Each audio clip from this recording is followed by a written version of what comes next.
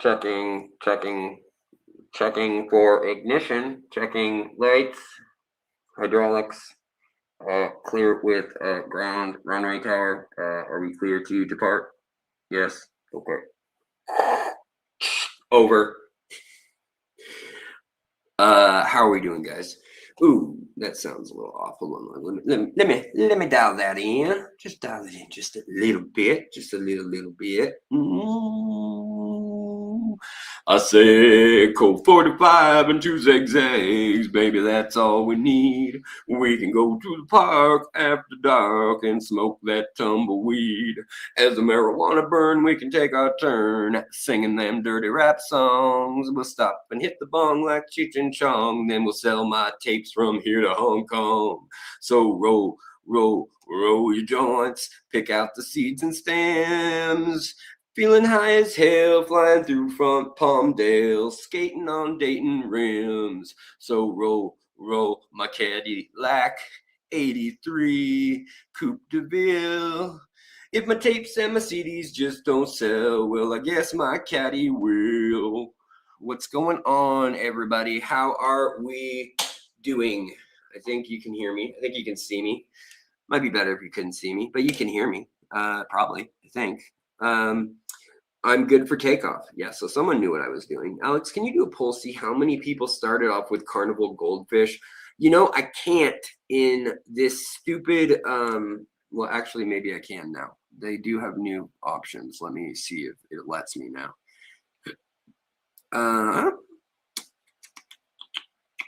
I'm not on the YouTube I'm on StreamYard. And so YouTube lets you do that live when you're on a computer. But when I'm on, right now, I'm both in tablet mode or live streaming mode. So people who are just scrolling and looking at live feeds, they'll see this right now, as well as the folks who are, striking a pose, watching it on a laptop or a TV or whatnot. I can't, but I would love to know that if you got your first fish as either a betta or a goldfish, and you probably called it a beta back then, if you're of any age, let me know in the chat right now. I would love to know what everyone's first fish was. Like, just fire it off. And if it was at a pet store feeder fish, that's another one that, like, I'm pretty sure. So here's my story, guys. It's a quick one. It's an easy one. My first fish, and I saw somebody, I think it was Aquafunk. What's up? How you doing? Good to see you. Or Aqua Hype, was it? Who was it? Who's in here? Who was it? Was it Aquafunk or Aqua Hype? Oh, it's Aqua Hype. Was saying, will Alex show his tanks? I will show my tanks. I just have my phone is at 20% right now, so it's charging like right next to me right here, and it's charging quickly. Like, I think, it's already at 23. So, yeah, we'll do that when I have enough juice. So probably at like the 20-minute mark or something, we can go take a look at my craptastic tanks that I'm down to. Basically 2 tanks in the common living area, and then I'm down to the Aquascape tank in the dining room, breakfast nook, whatever you want to call that extra room we kind of have with the sunlight.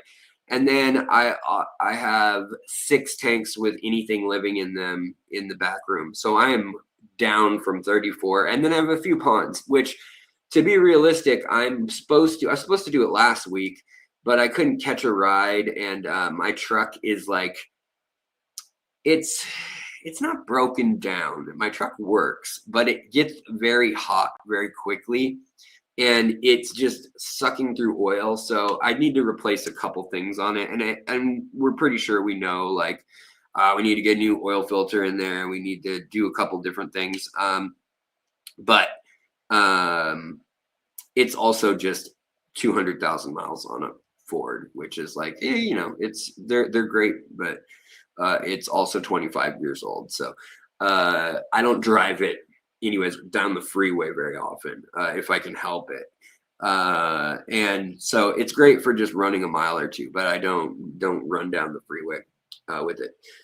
So before I tell you the story of my first fish, I wanted to let you know that Google has been, they email you every week, and they tell you what's new in YouTube land and in Google ads.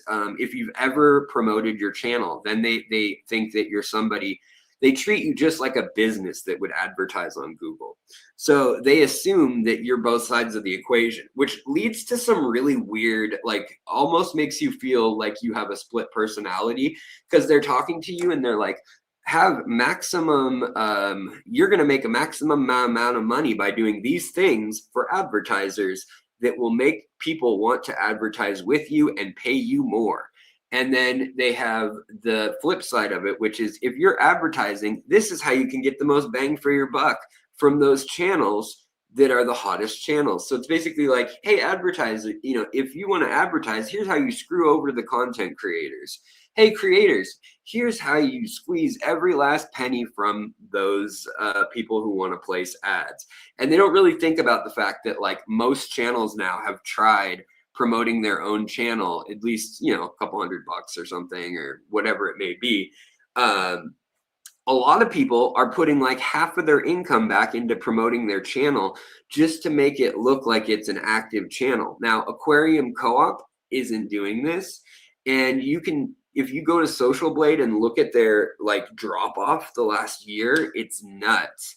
So something's gone on in the pet industry that I'm not going to talk about analytics or anything for long, but I just thought that was interesting, getting the emails from both sides of the equation. And today they were like, hey guys, you know what you should do, because these are sometimes the slow months as people are getting back out into the real world. So this is a great time to really connect with your true followers.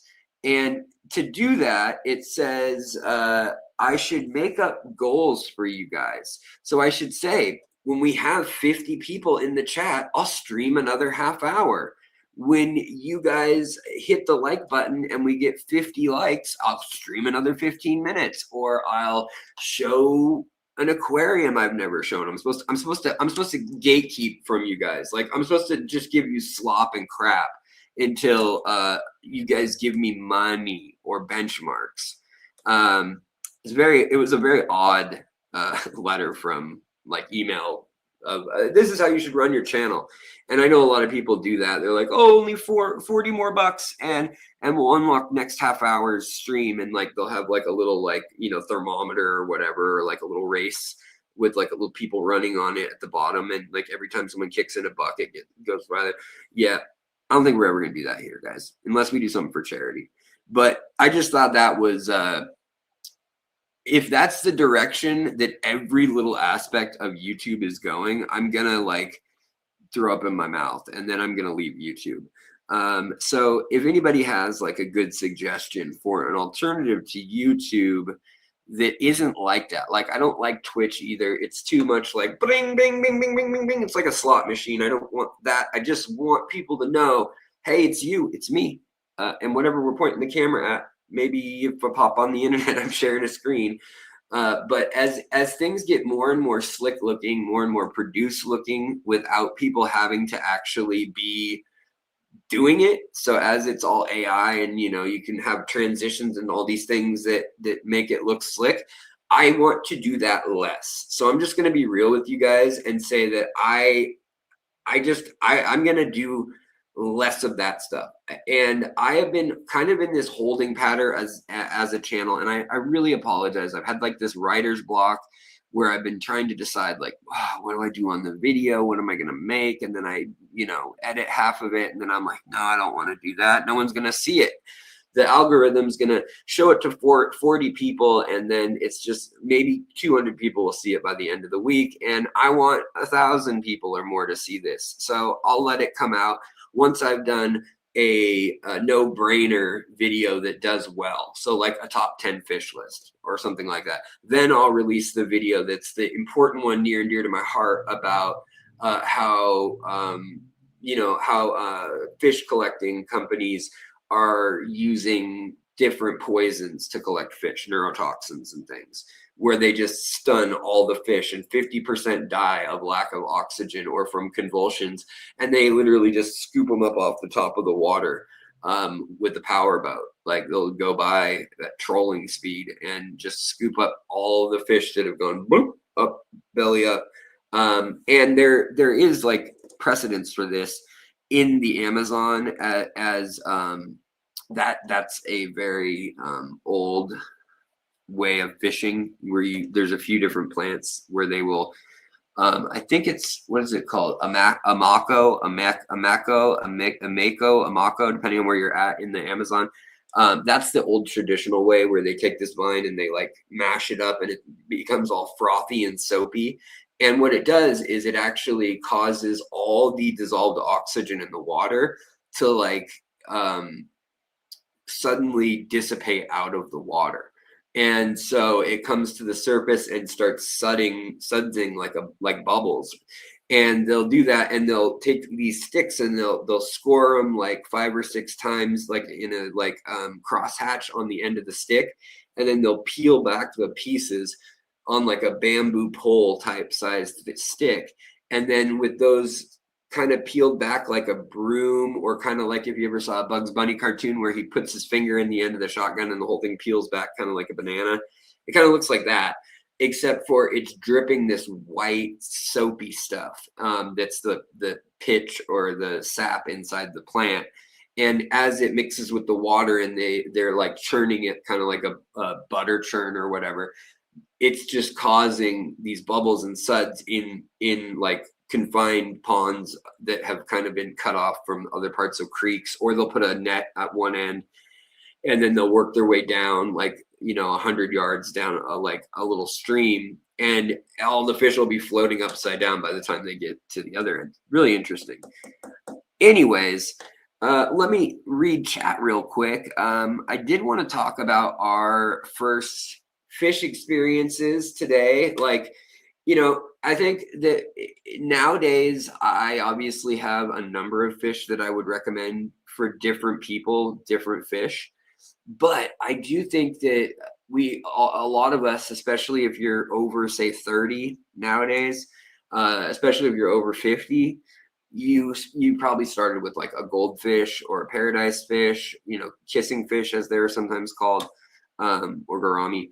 And guppies were also pretty popular, but like mostly goldfish. Bettas were not super popular on a national stage. They were in a lot of big cities, but as you get back away from the cities, it was actually pretty hard to find anything other than kind of your standard Betta Splendens domestic line, which is like, it could be blue, it could be green, it could be kind of a purple with some blue, or it could be green with some blue, or it could be red with blue. But you kind of had this like color palette that was pretty standardized. You weren't seeing the bright yellows and stuff like that exactly. Oh, hey, sorry, Johnny. I saw that you did this earlier too. Thank you so much, brother. So I saw your super chat, bud. $5 right there from Johnny Best, Johnny Quest. What's up, man? Good to see you. I feel you saying that you want more videos on breeding fish, and yeah, we could do that. I want to breed some more fish again. I want to, I've already done videos on how to breed like rice fish and stuff. The problem is that with most fish that I've bred, there is not a magic secret to that fish. There is a class of fish, and I've already covered it. And what I should make clear is what I should do is I should maybe make a video series eventually where I show the breeding setup of the breeding tank, because you're always going to want, if you can, to feed your fish live food for 2 weeks before. Separate the males and females if you can, so you at least have 3 tanks, and you have their community tank or wherever the colony or wherever that species hangs out. Maybe there's lots of species in the tank. Maybe it's a species only tank. I don't know. But you've got that tank. where your adults are at. And then you've got another tank, and either you take all the females and put them in their own tank and then feed them tons of high protein food. Now, you can't just give them sheer protein. Like, you want to give them about 50 to 60% protein a day. And then the rest still needs to be fiber and, starches, and, it needs to be rounded fats and things like that.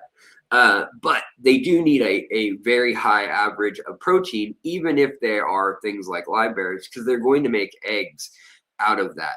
Even live bearers, they're going to make placental or egg or yolk or whatever the birthing method is. They still have to make protein, fat, energy, for the babies, and a way to store it. So it's either going to be fat or protein, pretty much. So that's important. Then when you're in the breeding stage, you obviously can put them back together, the males and females. And some will say they should be in their communal tank. If it's a species only tank, like, just put them back together, and they've been apart for 2 weeks. This is also, though, when you want to feed small live food if they're predators. So if they're not if they're live bearers, that's not as important, right? Or if they're algae eating plecos, that's not important. You can just add algae wafers and, blanched zucchini or whatever for catfish and things. But for Corydoras, you might want to tailor that as bloodworms or blackworms, if you can get live either ones of those. Right now, through the end of summer, if you have tubs and barrels in your yard all across the United States or any of the Northern Hemisphere, you'll probably end up with either mosquitoes, kind of like scuds and daphnia in green water. It'll be one of those two things, or you'll end up with bloodworms and a mix of those things, right? And a lot of times you've seen it in my videos in the past where I can go along the side of an aquarium or of a barrel or a tank out back, a tub, a Tupperware tote, and literally just use a spatula or a butter knife or whatever, and a net, like an aquarium net behind it, and just scrape 100 off the wall, every couple days, of live bloodworms, which are just like the mayfly or caddisfly type larvae that hang out. Well, they're not caddisfly larvae, they're mayfly larvae. Midges, actually, is what they are. But anyways, yeah, there's a number of them. There's over 200 species that have red little worms. Now, be careful. A lot of people are allergic to them. I am. So you don't want to handle them unless you're good to go. But put that in with your fish, especially with catfish or bottom dwelling fish. They'll love that. Cichlids will love that. And you have to make sense for the size of the fish. So if you're doing something like cichlids, you probably want to put something like daphnia or live baby brine shrimp, something like that, in the tank. And as I've said before, this is once the males and females are both fat and plump and ready to spawn, and they've been reunited, and it feels so good, and they're going to get it on. And this might also be a good time depending on your aquarium. So this is where things vary. Up to this point, you can kind of do this with most fish, and it's either going to help or not, or it won't hurt. You do all that. You get the female nice and fat and plump, ready, full of protein, ready to make her eggs. The thing is, some species need a month or 2 months of priming to be ready to lay eggs, and they're only going to do it once or twice a year, and that makes it very difficult. A lot of hill stream or cooler species, a lot of loaches, and you can predict, knowing where they're from, if they're wild caught or a couple generations removed from the wild, when-ish they tend to spawn, and that it's usually when the water is 10 degrees cooler, than it is in the peak of summer. And there's all sorts of things that I've talked about in videos, but if we're talking rice fish, pseudomagills, rainbow fish, those are all mop spawners, or goldfish even. those are all mop spawners that basically you don't even need to do those other steps with a ton. They help, you know, they're still going to give you more eggs. They're going to give you healthier fry. But then you pull the mops out and deal with that. So what I could do is I could do a video on like the basic of getting your fish seasoned and then getting your fish. So then I've done like how to spawn any nano fish basically is what I've done a video on, for instance, like any tetra or rasbora. Pencil fish are another one that's kind of in that same category, and any characins. The thing you can do there though is you can either put a screen down, you can either put moss or mulm or, you know, lots of fine leaf plants at the bottom of a glass tank and just have this tank set up for the babies basically. Now, when you do this, you're either going to have to come up with something like vinegar eels or white worms or paramecium or some type of food that you can get every day from a tank and add enough that the babies can find it and eat it. And that's why a lot of people will have a spawning chamber that's only like 2.5 gallons or 5 gallons, so that maybe like 3 females and 1 or 2 males, something like that ratio with a lot of fish, can get together. They can spawn in there. Once the eggs are laid, most people will say get your fish out of there unless they're parental carrying fish. But my trick that I have told everybody time and time again, more important than water changes or pressure drops or doing it on a rainy night, or there's all these little tricks that kind of help when you know, oh, I've got a tetra or a rasbora. Either side of the planet, they're both southern hemisphere and they're both like monsoon season or rainy season generally spawners, and you know, kind of equatorial weather spawners, and it's either dry or wet season. And what sets them off is usually when the wet season is starting up again, because that's when all the insects get washed into the waterways. The waterways all start rising and connecting, and so as soon as that quick moving water is done, like flash flooding and stuff, then the fish are going to venture out from their little hiding spots and go collect food and lay their eggs and things. And that way the babies have the best chance evolutionarily in reaching the farthest away places and establishing more populations far away. Also, you know, that's why fish a lot of times, and this is what gets me, this is another important note when we're talking about raising fish, is if you have baby fish and you notice, and this happened with my elastomas really bad with the pygmy sunfish, the little blue ones. We had those on the counter. We had 41 born initially. 37 made it to the 4-week mark. And they were all kind of about the same size at that age. By the 8-week mark, some were 3 times bigger than the others. And so you have these kind of runts and brutes in your like litters or in your spawning groups a lot of times. Now in the wild, fish that don't take care of their young, that's fine, because they're going to go swim off and they're just going to eat bigger insect larvae or other fry from other species, or, you know, shrimp or whatever it may be at whatever size whenever they get to that point. But in our aquariums, a lot of times what happens is one big one, especially if it's a well-planted tank, can hide in that moss and just pick off every little one.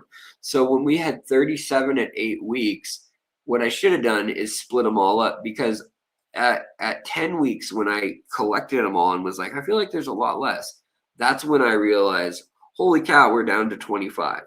So I had to split them up at that point. And then I needed to do it again when they were like sub-adults.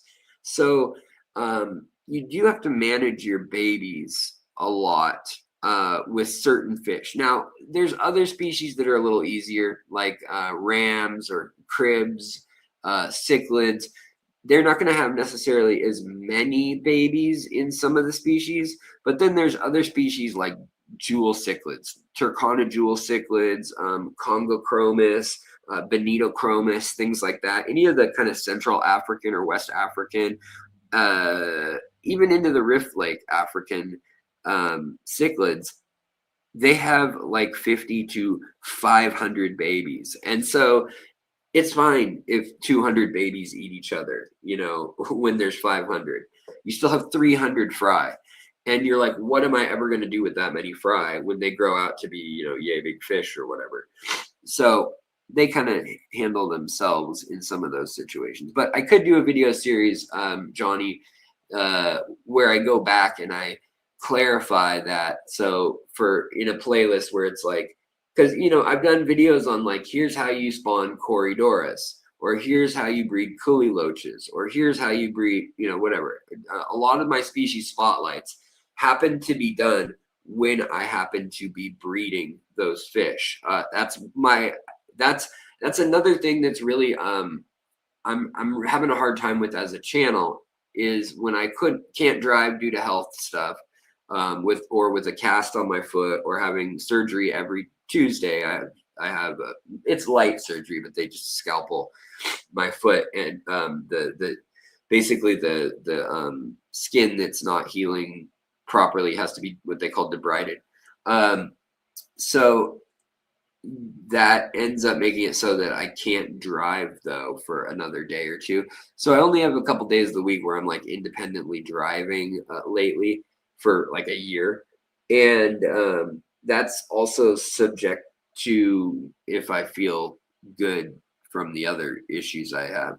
So that has limited me from when I had a room of 34 tanks and I had 50 species of fish that could be breeding, and I could be playing musical fish, and always had 10 tanks of something breeding, and people coming and going, trading, swapping. Like it was like I was a fish dealer, you know, meeting people in 7-Eleven parking lots and handing them, you know, wet bags for $20, you know, like underhand, just what's good, man. I only got stopped once in all my time doing that, which I think is funny because I drive this beater truck that looks bad. It looks like, yeah. But usually in our fish club, it's someone in like a brand new Tesla or something. I'm the one who looks sketchy as hell. Sorry guys, my allergies and all that. You know, I've had that cold for like a week and a half, 2 weeks. I was worried it might be turning into like bronchitis or pneumonia or something, but I don't think it has. I think it's mostly out of my chest, but now it's just kind of finally clearing out. It's just one of those ones that lingered. Let's see here. Elf Puncher, what's going on?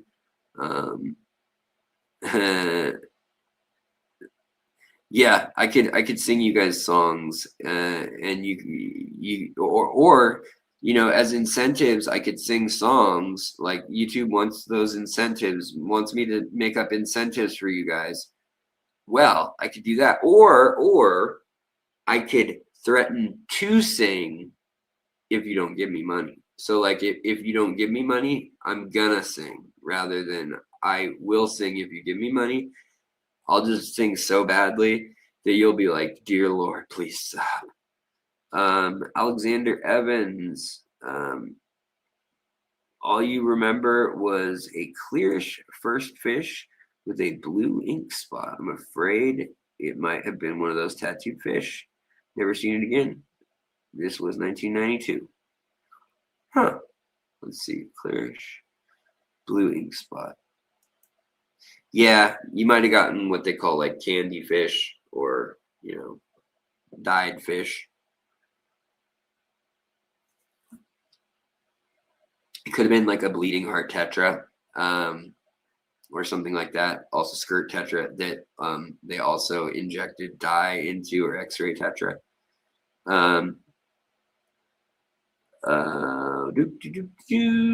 Yeah, I know this is from earlier, and I'm going to try to get caught back up in a sec here, but USMC, you're totally right. It's hard. All y'all I care about are here. I don't want to make people go to a new platform or anything. I'm just, you know, I just get tired of how much they change stuff around. I wish that they could just have a a form of YouTube that just, they're like, we're not going to mess with it. It's just going to be legacy.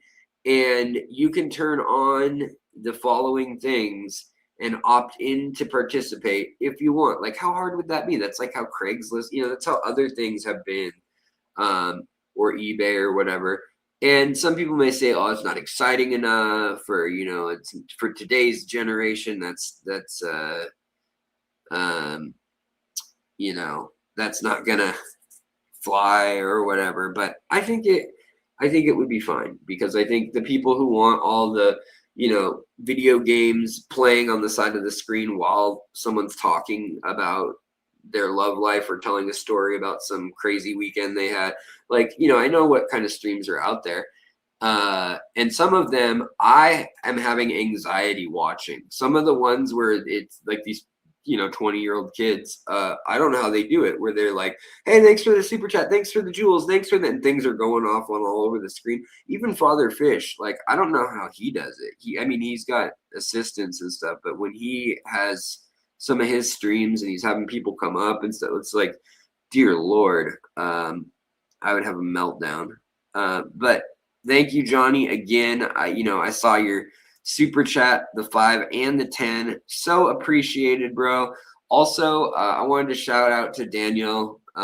He is in Denmark. Daniel in Denmark.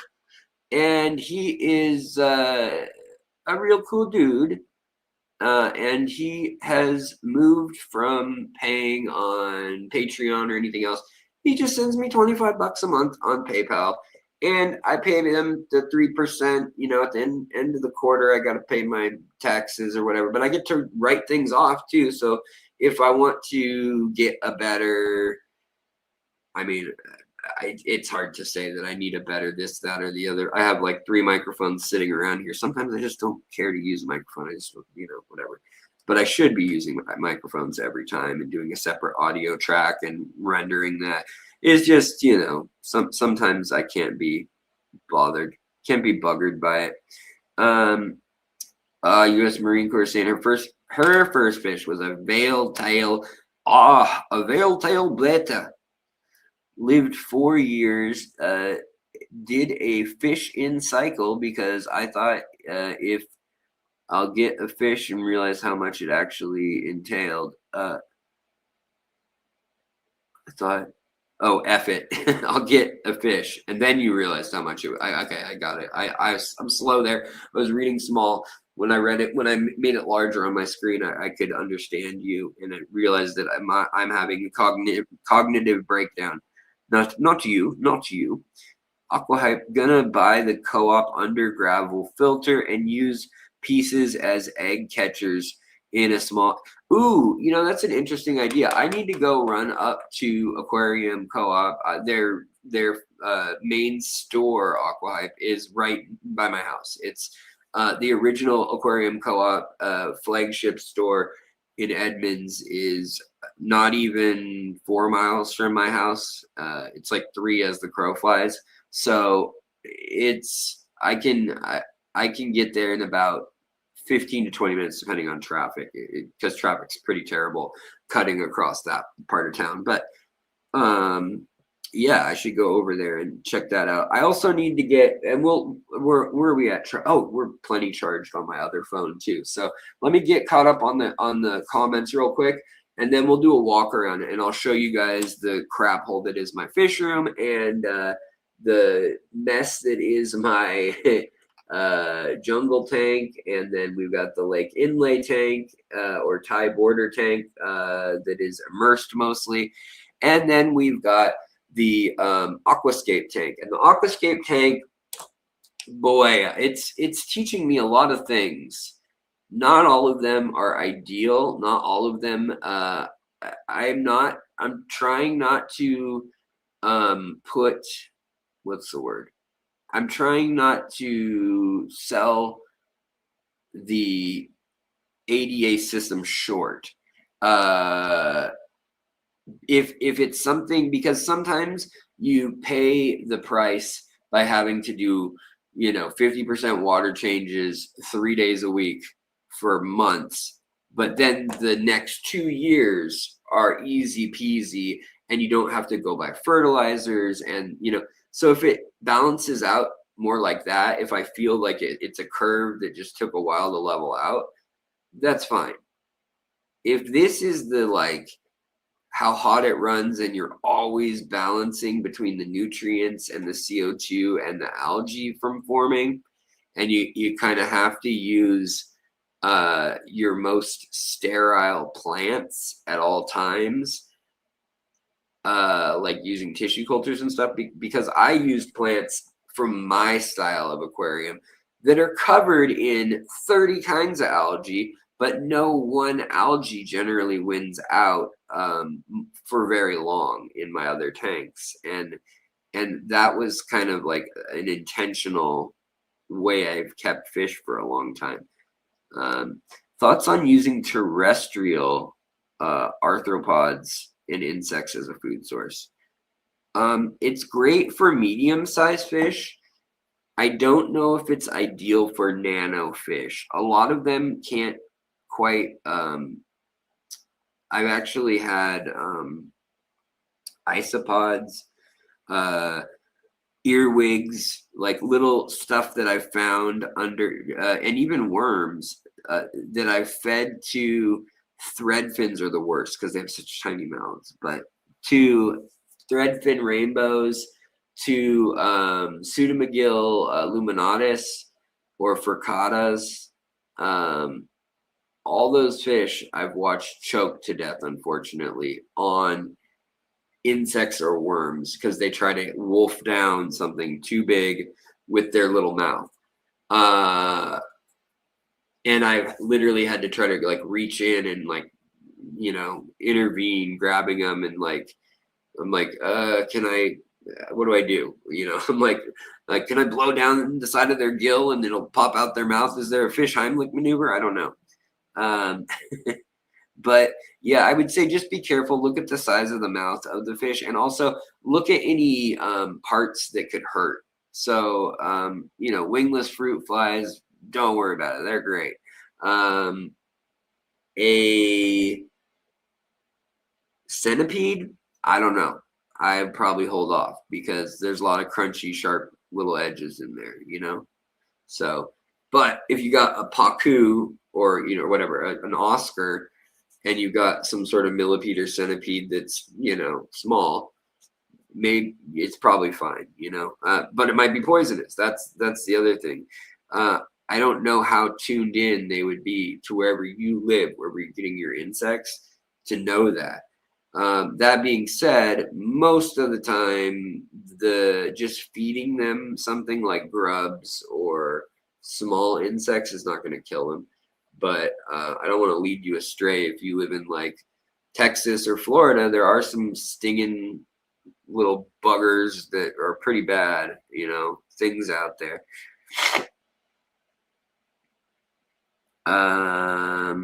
Let's see here. Oh, Robert J. Clark, member for a month. Really appreciate it.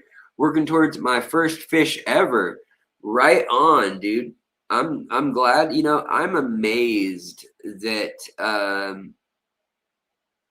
that you're doing that. That's great. I would not have the patience, honestly. If I was just now learning about fish, as excited as I get about everything when I learned about it at first, I would have gone out and bought the wrong thing, killed half of them, and had to be like, crap, I need to be humbled and like do it again, but better. And then I probably have to do it another time. Like, that's just the nature of how my obsessions tend to go. Now, with living things, I am a little more once bitten, twice shy. But with things like starting a new project or a new skill or craft, oh no, I might cut my finger off, I might break a window, whatever it may be. If that has to happen for me to get my learning to do I don't know, grout, that's what's going to happen. Or if I'm obsessed with whittling, so be it. I don't need 5 fingers on each hand.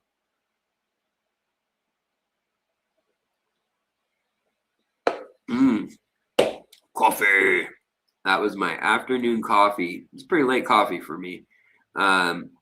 Alex, when Skittles Gastromyzon tank. I know, I was talking with Chang about that, and I was thinking about when I go to his shop, like, should I do if he has enough of them right now, like a top 10 countdown of some of my favorite ones. At one point, he had 19 species in the shop, and he was listing them as like the blue tail one, and he had like online it listed as one. But when you look in the tank, you'd see that there was like a blue tail, and then some of the blue tails had like yellow on the blue, and others were like a very light ethereal blue, and others were like electric blue.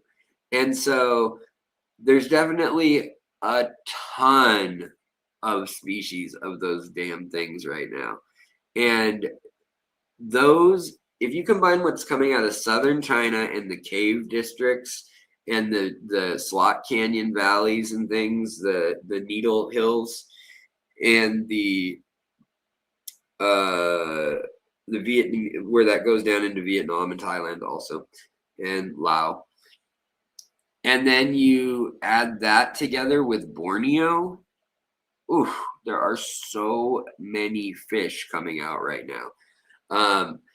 Usually I do an episode each year on where we could expect to see the most new freshwater fish coming out of. And that's something that I didn't have a feeling for at the beginning of this year, because of all politics and, literally not knowing whether world shipping and freight would be interrupted, whether the Suez and the Strait of Hormuz waterways and the Red Sea would be shut down, or whether pirates in the Strait of Malacca or China or the US for that matter, whoever, if somebody decided to shut down the Strait of Malacca. I mean, between the south of Africa, south of Argentina and Chile, and then where the Houthis and the Somalis and Arabs are on the Red Sea. And then you've got Turkey, who technically controls like the Black Sea, the Bosphorus and stuff. The Baltic, though, now the UK and Germany and Poland and Sweden and Switzerland, or not Switzerland, Sweden and Norway are all getting very involved in trying to stop the Russian oil from making its way around these like black ships that have ports of call in Africa or in Southeast Asia, but they're really just secretly selling Russian oil or liquid natural gas and whatnot. There's also submarines and things that are going around and chasing one another at the moment. It's very odd, but there's basically 6 spots around the world right now where if things kick off badly, for instance, if Taiwan and China get sucked in, then everything's off the table with any video I make. Same with if the US decides that we're going to control the whole Arctic shipping route and the northern Baltic and North Sea, everything's off then. But that is save for those kind of situations, which I would say were like 1 in a million, not really 1 in a million, 1 in 1,000, 1 in 100. Now I'm like 50-50. I don't know what's gonna happen, but I do know that like everything in the world seems to be shaking out, and what seems to be pretty clear is that people are sick of war in the countries where they haven't even had to deal with the war. So can you imagine how sick of war people are in the countries where they've had freaking bombs going off and family members dying and kids going off to fight? Awful. But yeah. So Johnny, of course we're good, bro. where's my cat? Hold on. The cat comes when I sing, usually. And so that was kind of odd that she didn't cruise by, but I don't know. Let's go look for her. I'm almost caught up. And oh, Robert J. Clary, thank you so much, bro. I really appreciate your super chat also, man. Especially at the end of the month, every little last drip counts. I know that's half a gallon of gas for you, I'm sure. So it really does. I do appreciate it. Never expected, but appreciate it. Thanks, buddy. The other thing that I'm trying to do is I'm well aware of the fact that I've been in a place mentally where I really don't know what in the heck I wanted. Like I'm just having such problems with writer's block and with making content, and then I look at it and I'm like, no, it's not the way I want it to be, and I don't want anybody to see that. I can do a better job, or I'll wait until I have better footage.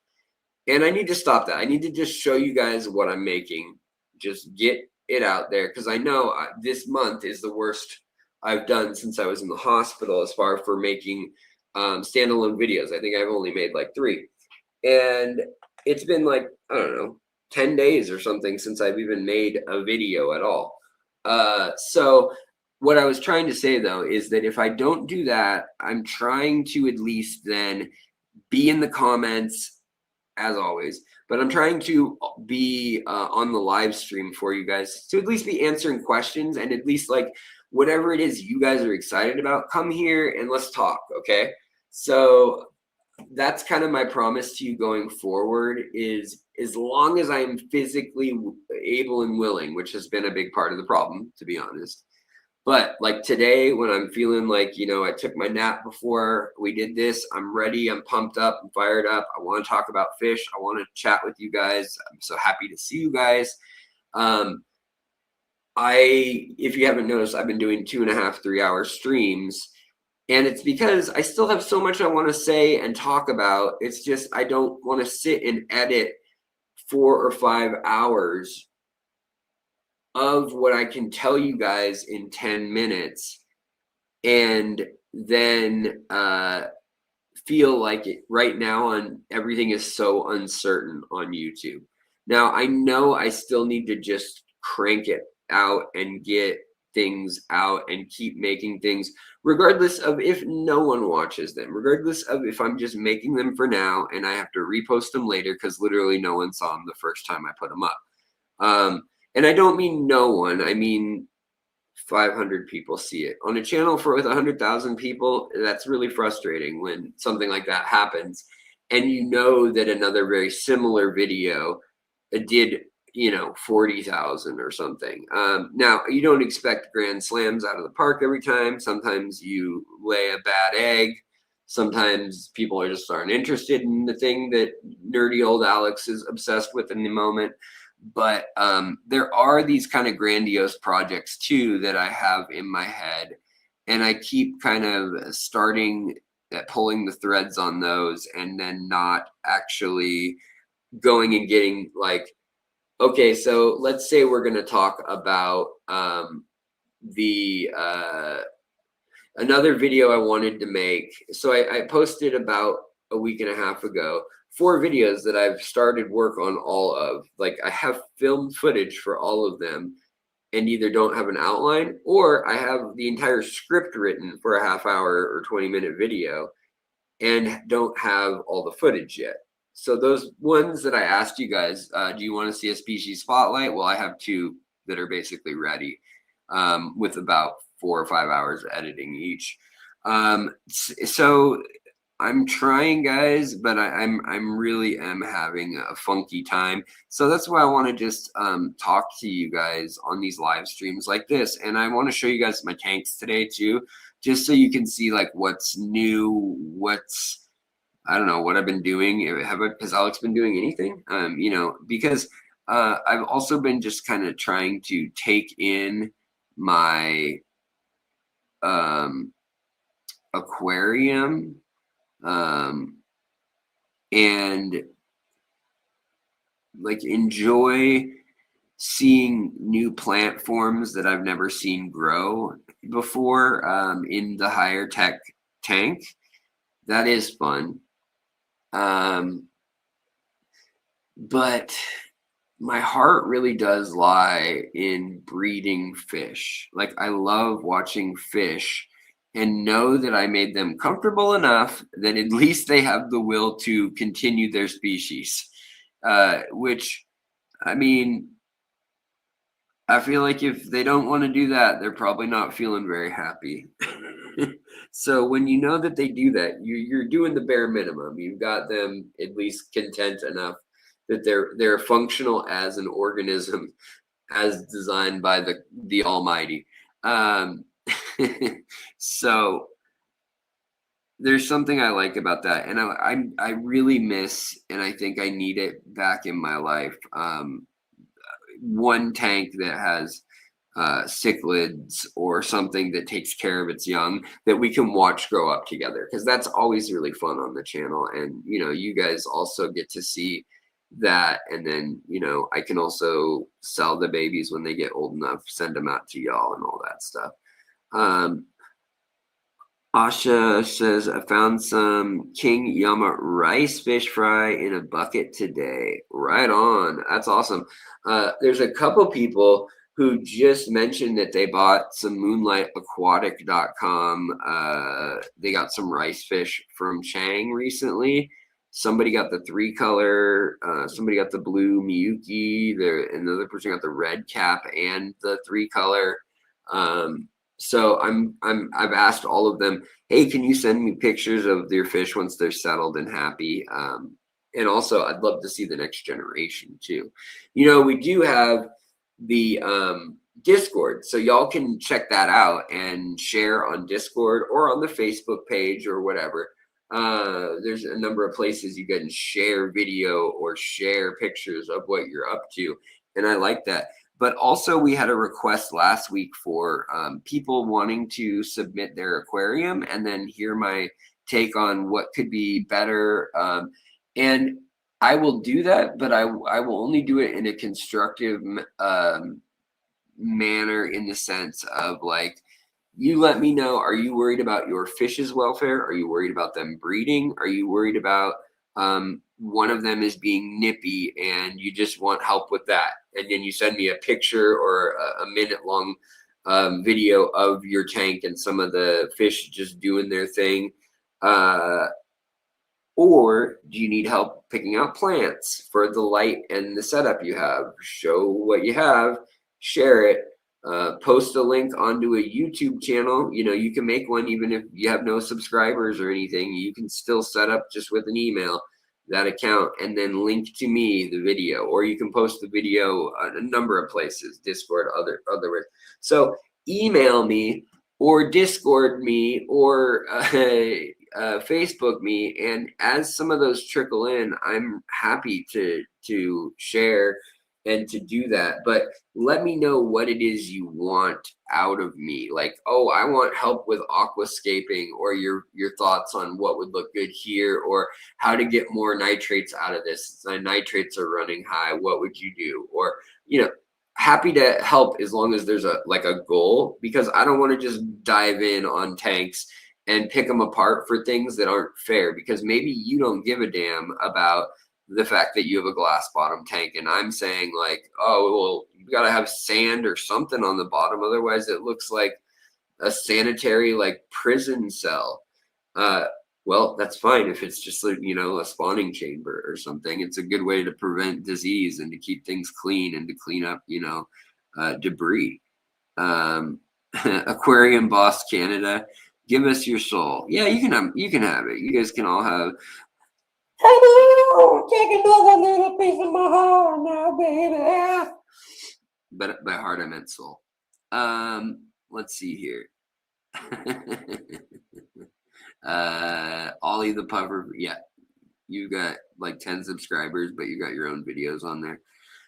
That's how my channel was for years. I have all the way back I got a message on, if you go on Social Blade and you look up my channel by Secret History Living in Your Aquarium or Fishtory, you'll see that I have a video that's from like 2007 or something crazy, and it's me, and I drew out in freaking Microsoft Paint.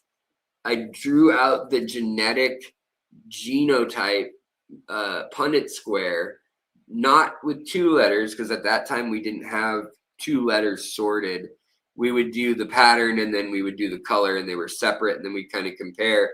But we didn't know enough about how the interplay worked to put them into Punnett squares, where you have like A, little a, B, little a, like 2 or 3 different alleles or different genes that you're comparing.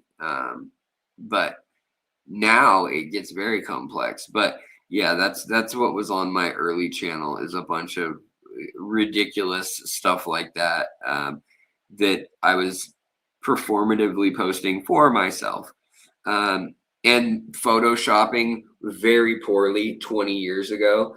Just using the airbrush tool to like make the purple a little more like reddish or pinkish fuchsia colored on these purple Moscow cobras that I was working with, and then like copy and pasting the delta tail from a purple Moscow and a metallic blue lace. It was rather sad, but it's also rather endearing. And I don't think I deleted those videos. You can probably find them if you look hard enough. But also, Jan, thank you so much. I'm glad you like the live streams, and you hope everyone has a good weekend too. Jan spends her money to tell everyone to have a good weekend. What a wonderful woman. And I think to myself, what a wonderful fish. Lisa, what is going on? Good to see you. We got mollies for our first fish. I had no idea live bearers were the shit. When the fish fry showed up, I was hooked like a bass with a hook in my lower lip. Fish, Molly's trip. Lisa, loving it. Good first fish story, digging it, doing it and doing it and doing it well. It's like this and like this and like this, Anna. It's like that and like that and like that, Anna. So a movie I saw as a kid, we'll go walk around in a moment, but I watched this movie as a kid, and I remember thinking, oh my goodness, what a foul movie, what a crazy movie. There'll never be such a crazy movie ever again. How did somebody allow this to get made? Oh my goodness. About the movie, and the movie's called Kids, if you guys remember that one from 94, 95, with Chloe Savini and what's his name? The guy who wrote it's kind of famous for being kind of a freaking weirdo. David Foster Wallace, I think. But anyways, it's a real dark interpretation of kids living in New York City in the 90s, and like drugs and AIDS and all sorts of terrible things. Essay and very. Oh, dang. Somebody said they went to school with Chloe. Wow. Small world, huh? And yeah, it was they all got AIDS. Yeah, that's basically the moral of the story, which is interesting because like that was the time period where if you guys were alive then and not just like tiny kids, you probably remember it was like everyone was like, whoa. I mean, in the 80s, I can't say I was too young or wasn't alive, depending on what time in the 80s. But even by like 94, 95, they started coming up with some medications. And it was thought that like, okay, we might have a handle on this a little bit, maybe, but it's still a death sentence, And my mom, who did runway makeup and theater makeup, and she also did like Aerosmith makeup when they would come and perform on the West Coast. She would follow that leg of their tour and help do their makeup and hair with 2 other gals. My mom also was Sharon Stone's personal makeup artist, as well as a number of other people when I was young. But my mom worked with a lot of men who, unfortunately, in the hairdressing and fashion industry, did not survive. And so I was raised by a lot of these guys around when I'd be on like the side of a runway or a movie set, and I'd just be like drawing or coloring, you know, like a kid. And at the time, it just seemed normal to me. But these really flamboyant, big personalities. And I would always remember like how funny some of them were, and just like outgoing.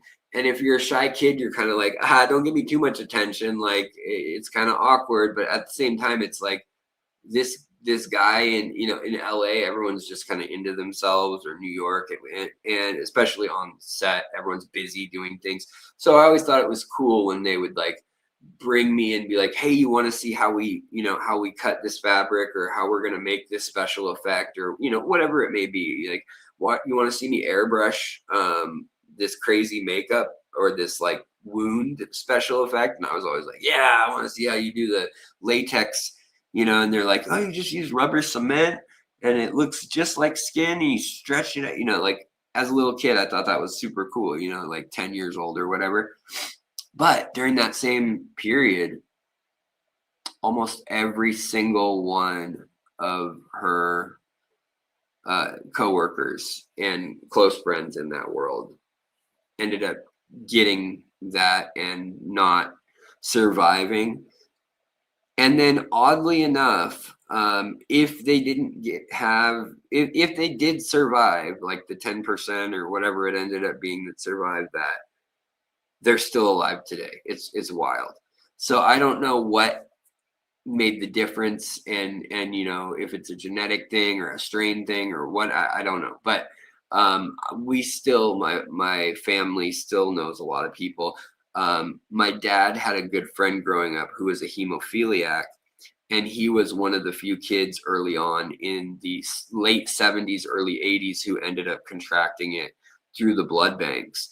And that was another like really big tragedy. But because of that, early on, my dad had a lot of sympathy and interest in the topic, even though my dad was kind of like a bro-y guy, like not who you'd expect back then. He wouldn't have been tolerant of the drag queens and their plight, but he was understanding of the fact that it was a disease that could impact everyone. So anyways, that movie, I don't know why I'm mentioning it necessarily, but it came on and I watched it, and I had it built up as this crazy thing in my head. And yeah, it is a raunchy movie. It is a hard movie to watch.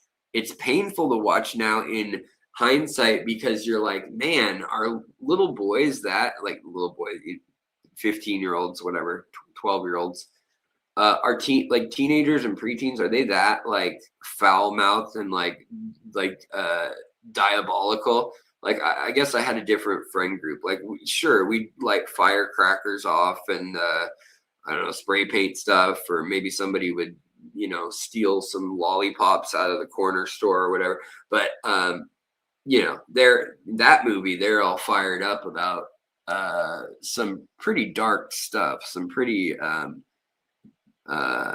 toxic masculinity traits, to say the least. Anyways, let's see the shrimp. Okay, let's get going. I don't even know what dude, hook it up. I want to see Basic Instinct Hottie. I will get you Al Pacino. I have nudie shots of Al Pacino, Fish Dad, and I'll get them to you. All right. Ba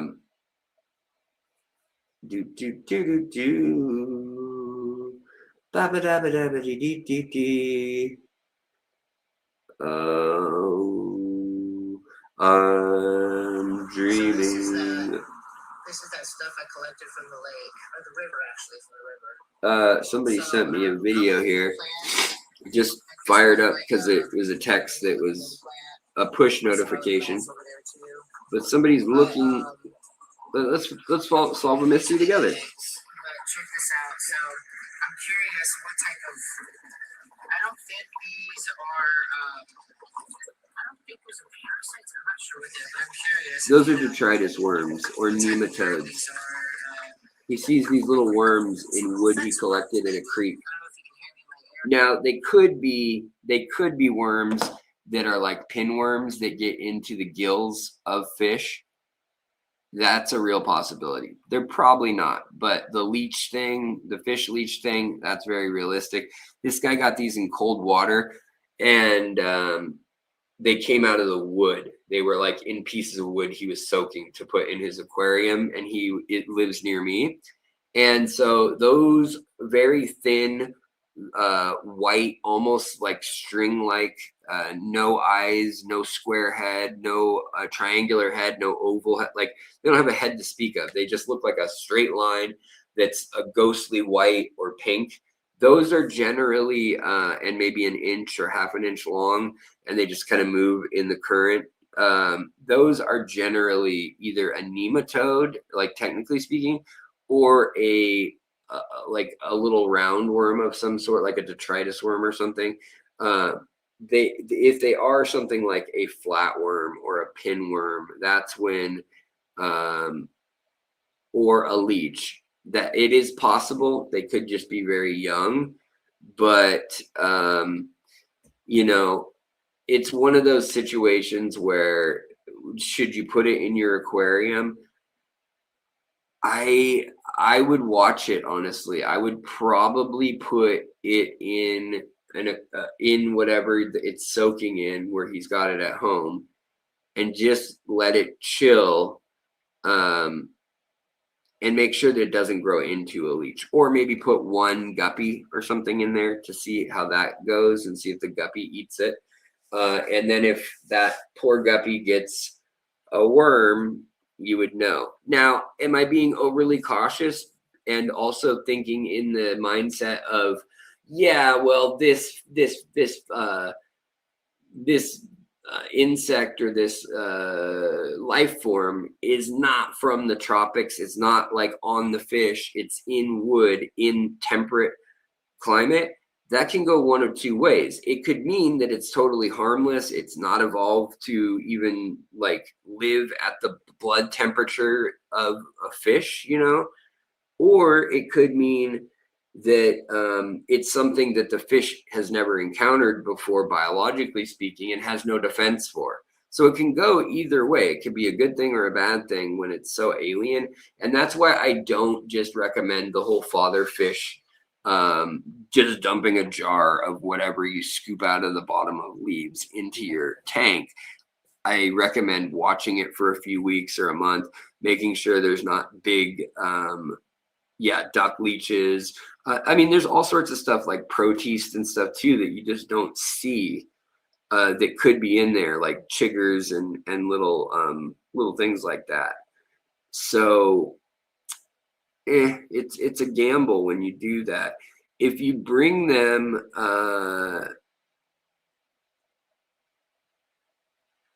Fish Dad says the only thing I've found that eats leeches is kuliloches and bettas, gouramis, platies, not guppies though. I've found it depends completely on the species and on the what you're feeding and what the setup is in the tank.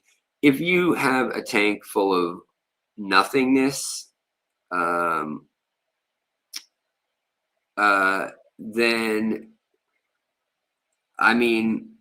they're going to eat algae, they're going to eat biofilm, they're going to peck at anything. Most fish will. Right now, actually, let me fire this up. Let me make sure we don't get any wicked reverb. Wicked reverb.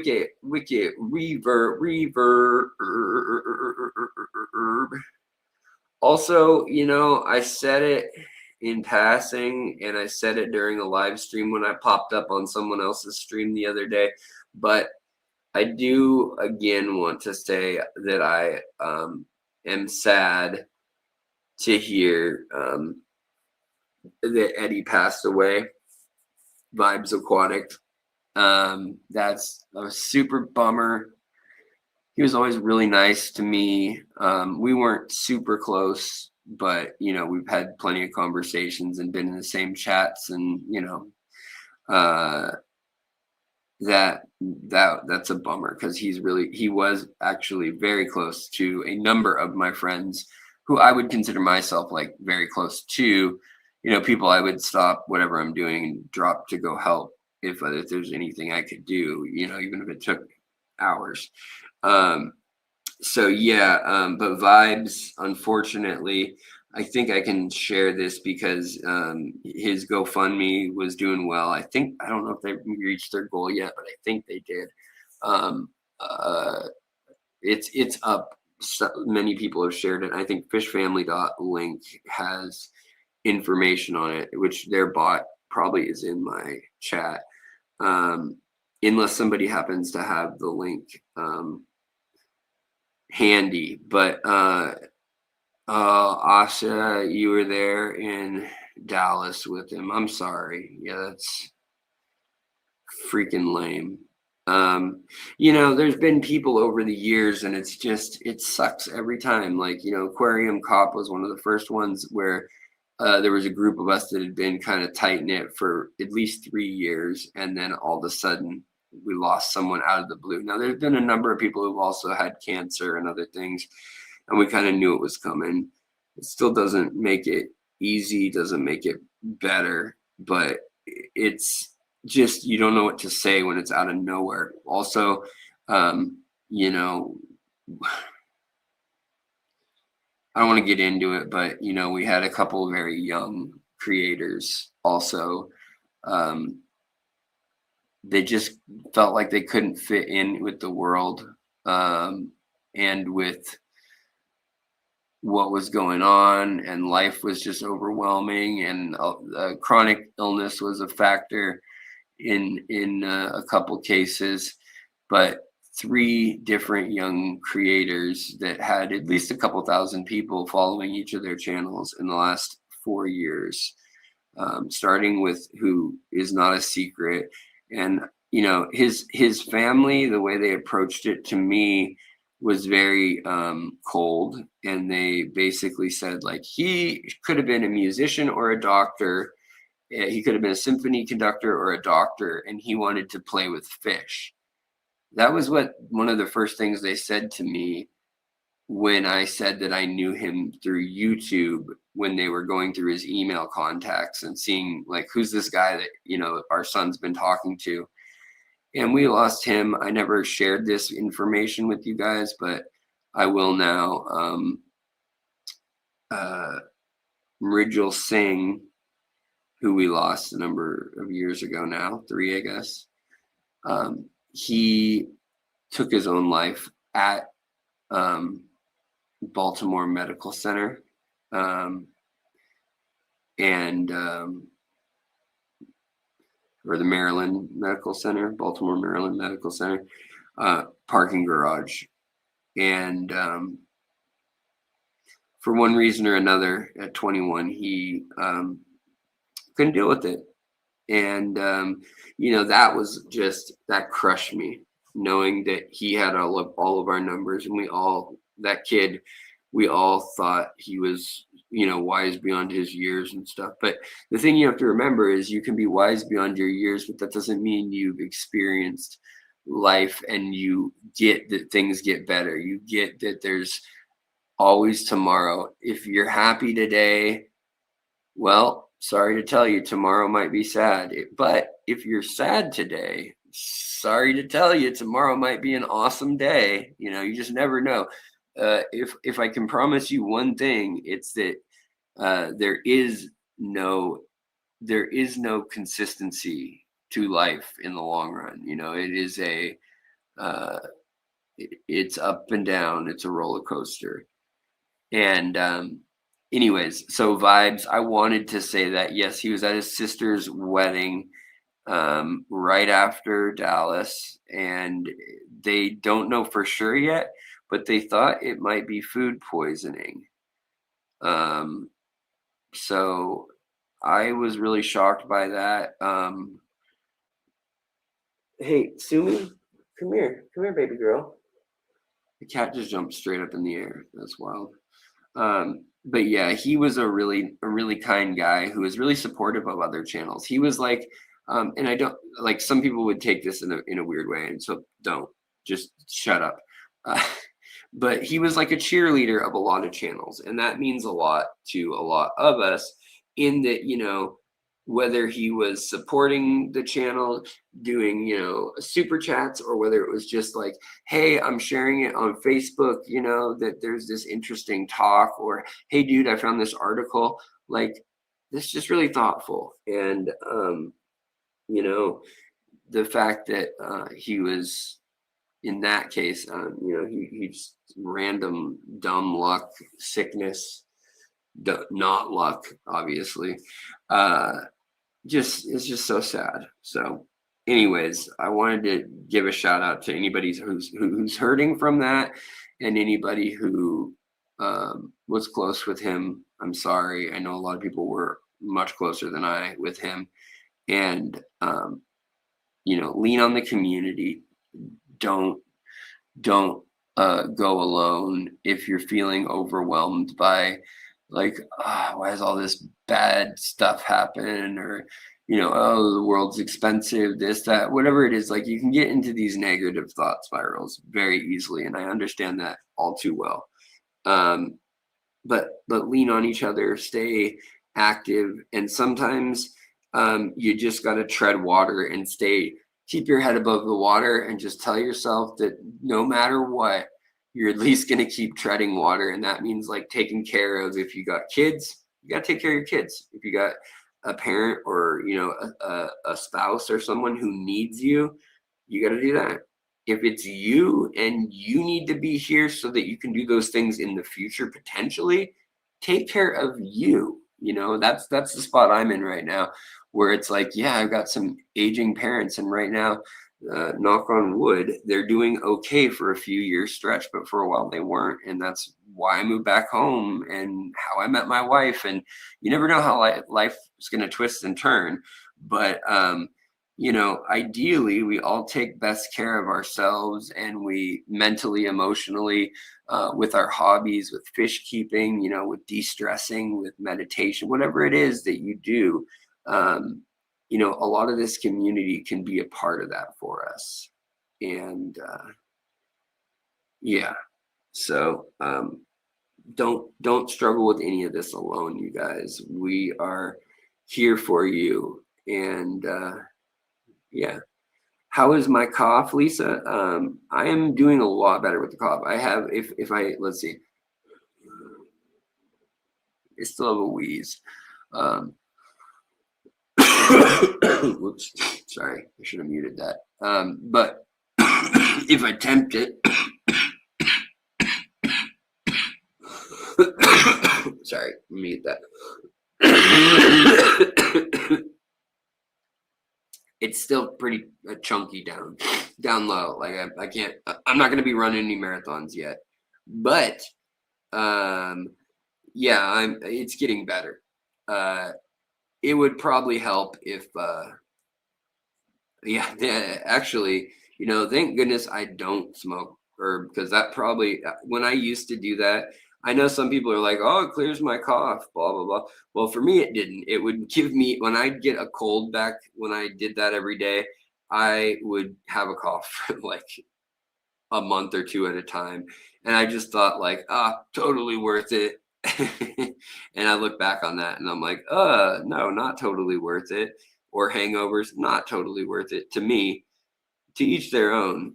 All right, guys, let me fire up the mobile cam. The mobile cam. 045 and 2 baby, that's all we need. Oh no, I totally got you, Fish Dad. And honestly, I agree. Like, if you want to, if it didn't give me anxiety, I would be right there with you on the whole partake in whatever it is that calms you down, as long as you're not doing it like every day, all day. And go sit in nature, go to the beach, watch the sunset, sit in front of your aquariums for an hour, listen to your favorite album. Let it get to, you know, if you got vinyl, let it play, flip it once, then let it get to the end and start. You hear that arm come back off and go quiet. That's how you know you've had enough time to sit there, and at least that's the minimum time. Okay, AquaHype, yeah, I'm working on it. I'm having technical difficulties. Hold on. All right, let's turn this off. Listen, I don't want you guys to get deafened. So hold on. Deafened.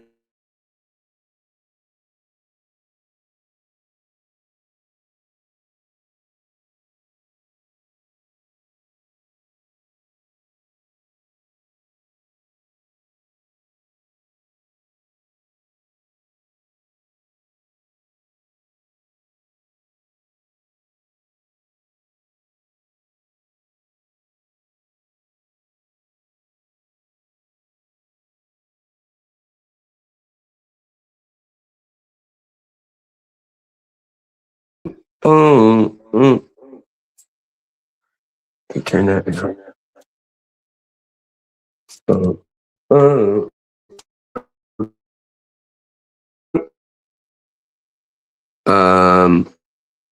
Oh wait. Oh wait. What? I'm so confused. How did?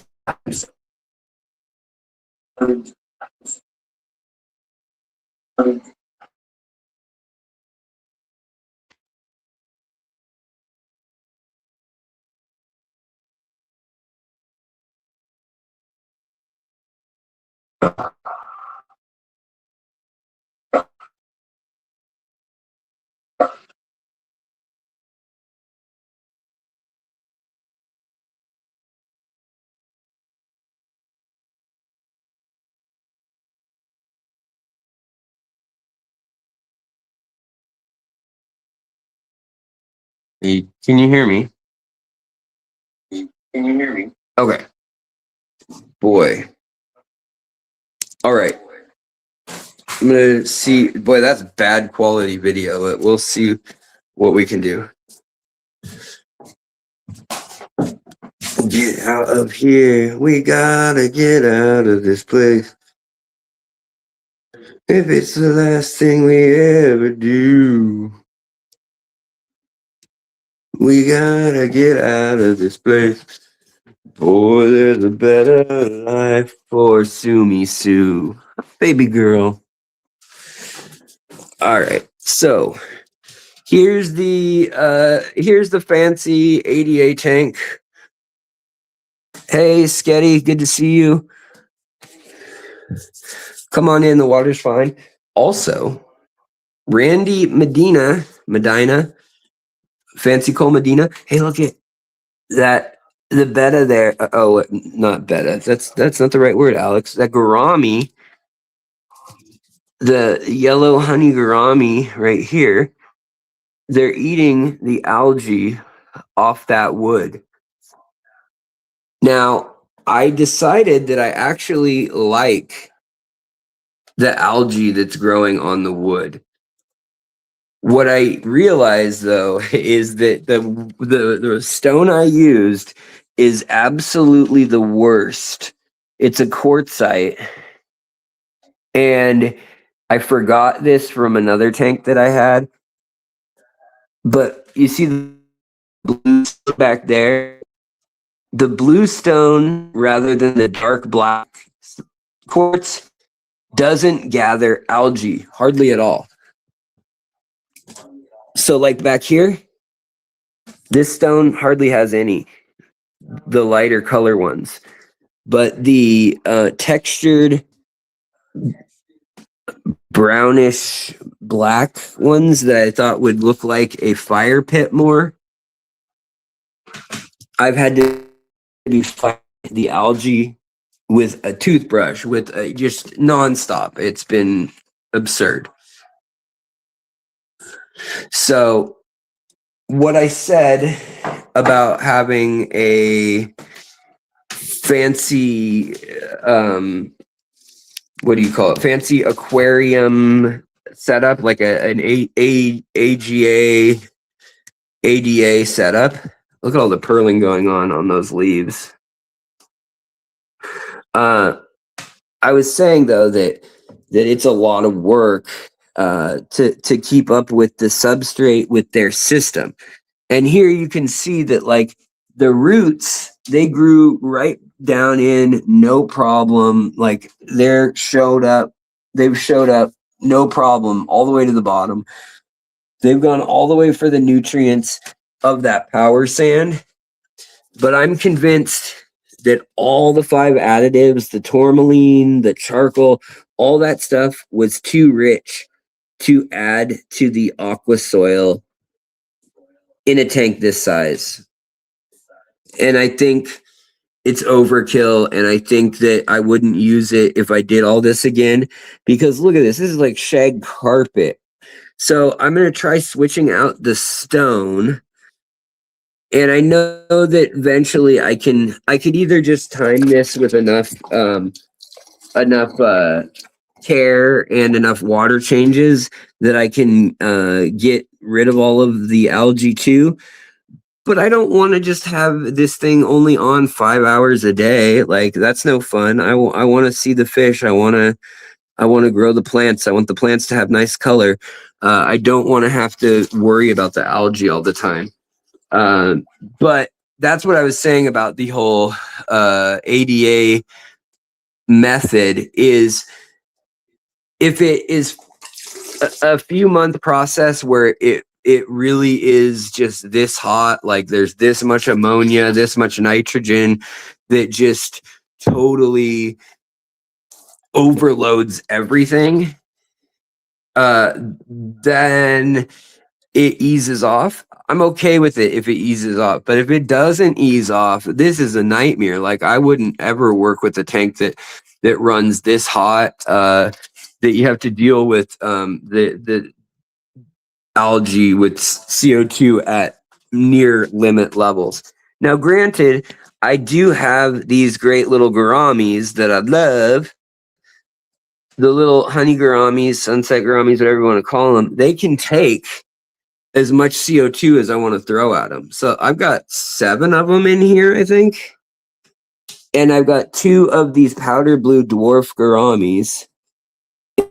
And they're lovely fish.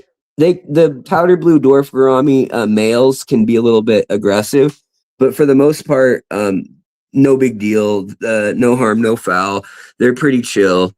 And they don't fight with the other gouramis. Now, the other gouramis that I had, the little sparkling gouramis, were absolute freaking monsters. But anyways, here we go. You can see this tank is really, I mean, this stuff, I cut this last live stream, and you can see some of the pieces just took some time to break away again. But some of the pieces are just growing so fast when they're right under the light that they're literally 2 feet at 3 feet long almost now. These are super rotalis, and I could cut them. But again, look at this. They want nutrients because they're growing so fast compared to all the other plants. Do I give them the nutrients and then the algae also has nutrients, or do I starve them of the nutrients and put out these suckers and I have to trim the suckers? Battle. And it's kind of also, do I want them to be a little starved of food and energy, because then I can get this kind of flowery look that when you look straight down on the plants, you get a gradient of the pink and of the yellow and the green and the peach. Like these tones come in like down here on this one that I'm showing you between my fingers. It comes in with green, lime green to like bronze to brown or orange, then to red, and then to purple. And I like that transition. Same with on my, same with on these bushy Cabamba Furcata Pontanal. they're super bright pink at the top.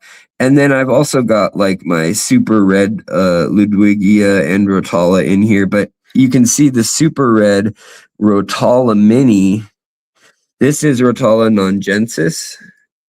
Or no, Atraw, sorry guys. This is Atraw, which is like that purpley one.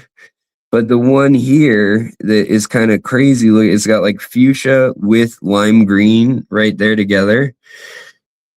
That one is the I think I like that. That might be my favorite plant, other than the kabamba in here. These are neat too. These will turn white if I grow them too fast. Like you can see here, the tip of this, it will turn white. And these grow so fast. I can't even begin to tell you. That is 3 feet tall easily. I mean, this is absurd.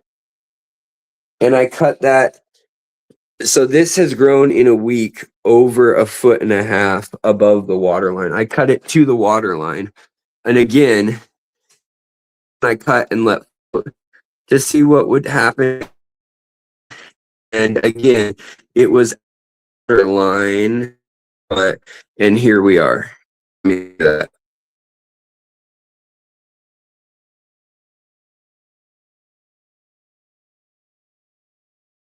I use the turkey baster to suck up any of these floating little hairs or extra plant debris. And then I am just constantly with this tank, I'm cleaning up anything from cat hair and dust all the way to the needles of all these fine leaf plants. I could use a little strainer, like a net, which I have right here.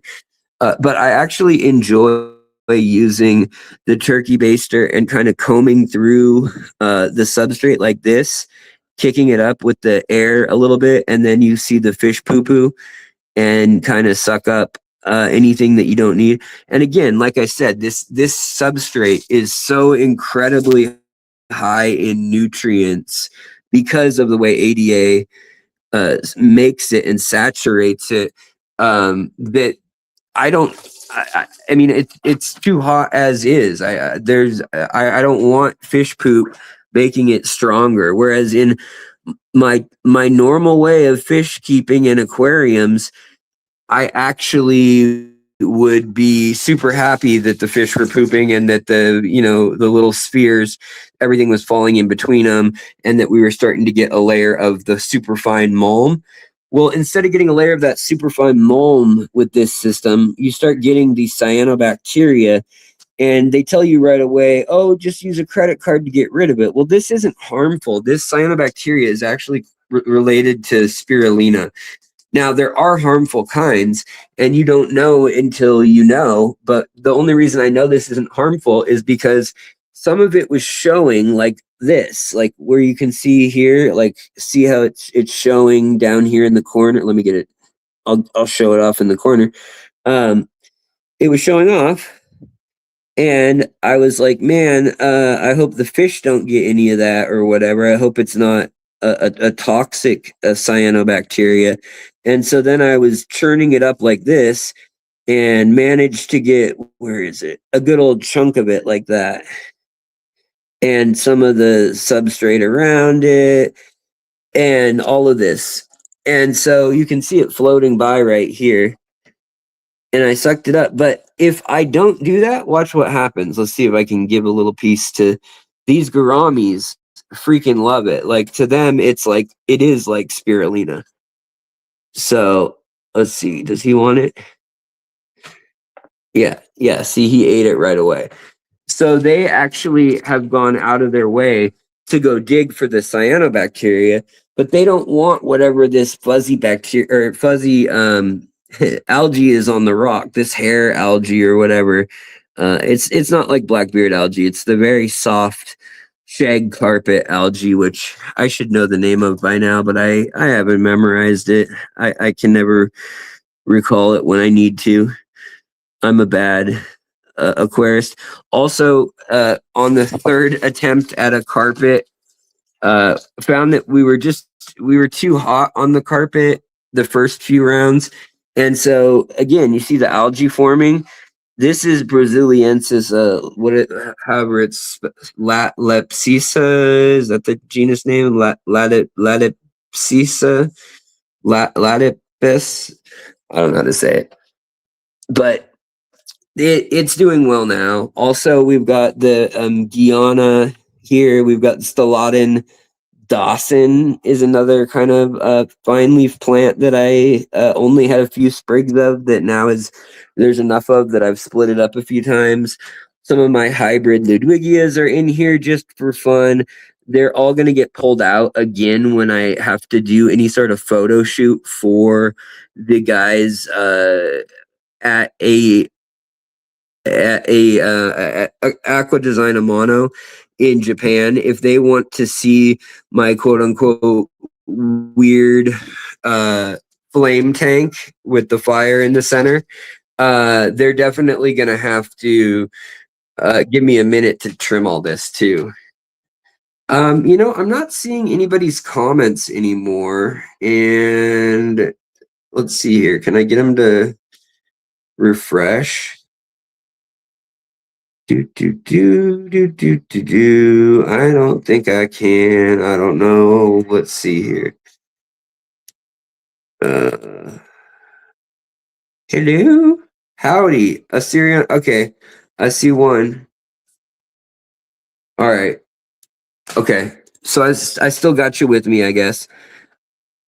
But I was also going to show you guys this before we hop and look at the other tank. This is the other thing I want to show you. The Potomac-Eaton Gay, looking really good, looking really bronzy. This is the one that we wanted to look like flames along with the Crypspiralis tiger. And love that crypt. I mean, look at the crypt. It is getting huge already in here. I mean, it's only what are we at? A little over 3 months. And this thing was a tissue culture in a little cup. And now it's above water as a crypt. That's pretty impressive. So I will say that the fact that algae and things that this tank has been so hot is incredible for certain plants. So like this one, I want you guys to burn this into your memory for a moment. So take a look at this triflora. This is Hygrophila triflora. And I have always killed this plant. It always looks like garbage. Like I can barely keep it alive. And here you can see it's got like actually some pink in it and the veins and some red and some orange, some lavender up here. And it's a big bushy plant. Now it's starting to grow like an actual weed. It looks something like Hygrophila coriambosa. And I've actually had to trim it. And then let's see, where's that piece that I trimmed? Yeah, right here. So I just was letting it float to see what kind of sucker roots it puts out in a matter of days. And look at this.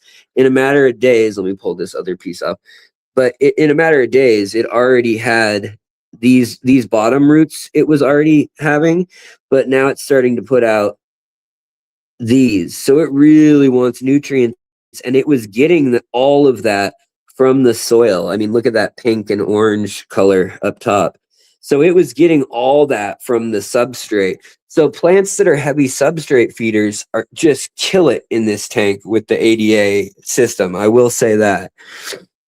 But I'm used to dealing with a little bit poorer of a nitrite load, potassium, everything load, and not always having the CO2 on.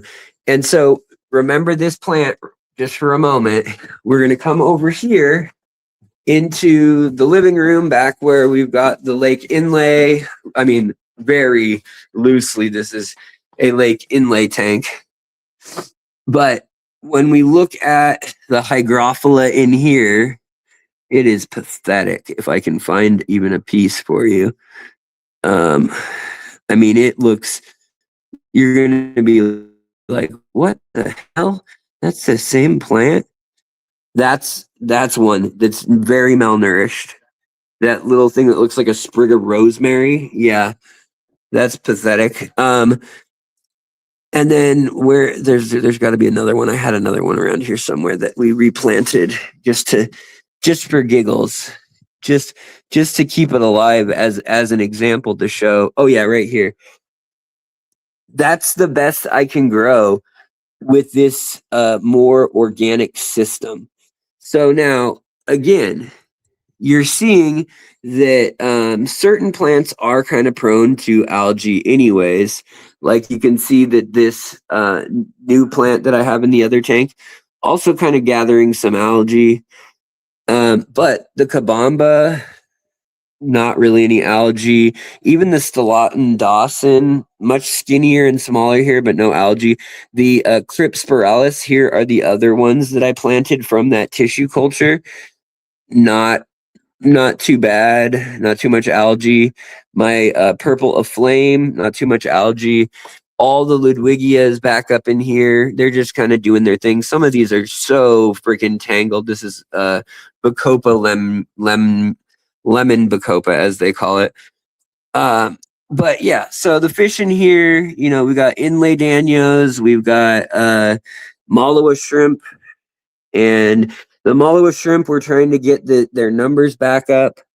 And so I'll tell you that they're in this tank for sure. Right now, we're in the process of getting rid of this last bit of algae in here that's been driving me nuts.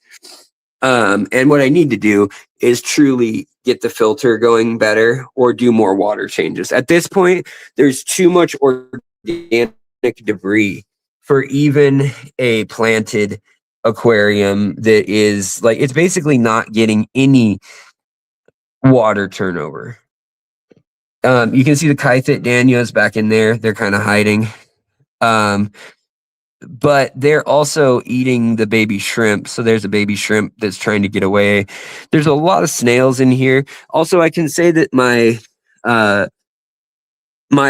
cherry or mango loaches, whatever you want to call them, rosy loaches. I like the name rosy loach or mango loach.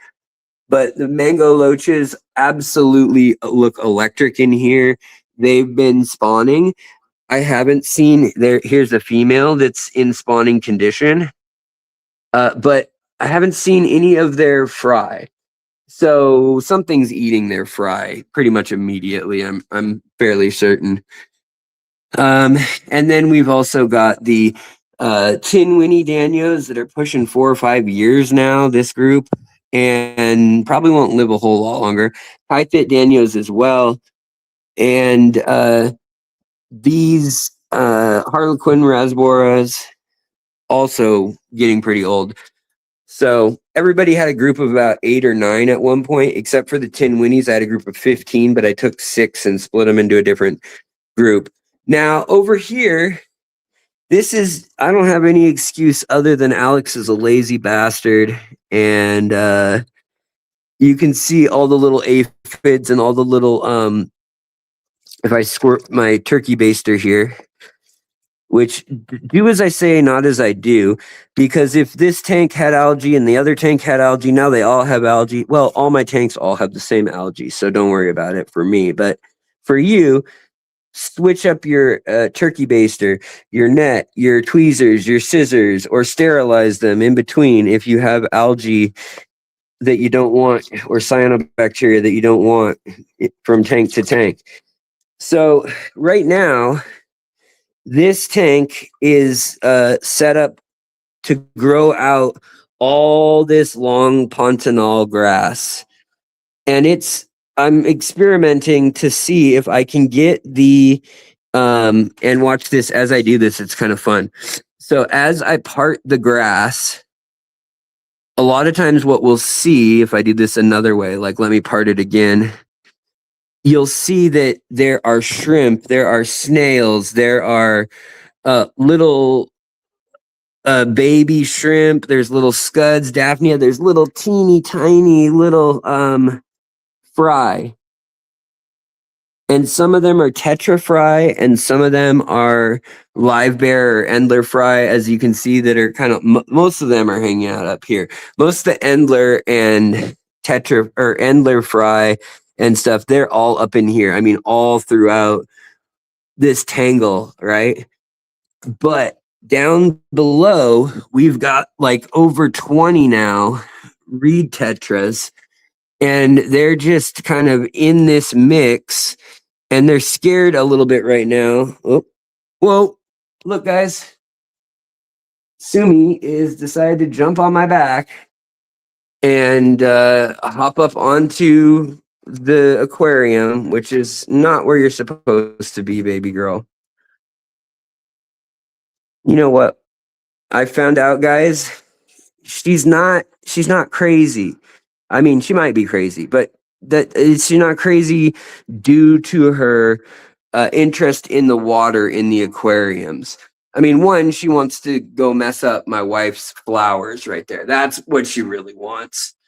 But yeah, these aphids and springtails, look at all these baby fish that are eating. So I don't even need to feed these baby fish until they're like half an inch to an inch long at least. I mean, look at this. Watch them all go jumping. If I zoomed in and post a video of this up close, I mean, you can see just how many of these freaking things there are, let alone like if I find the bottom of not every leaf, but they'll find a leaf they like this one here. Yeah, there we go. Look at that. Whoops. Look at that. Like under that leaf, those are all aphids.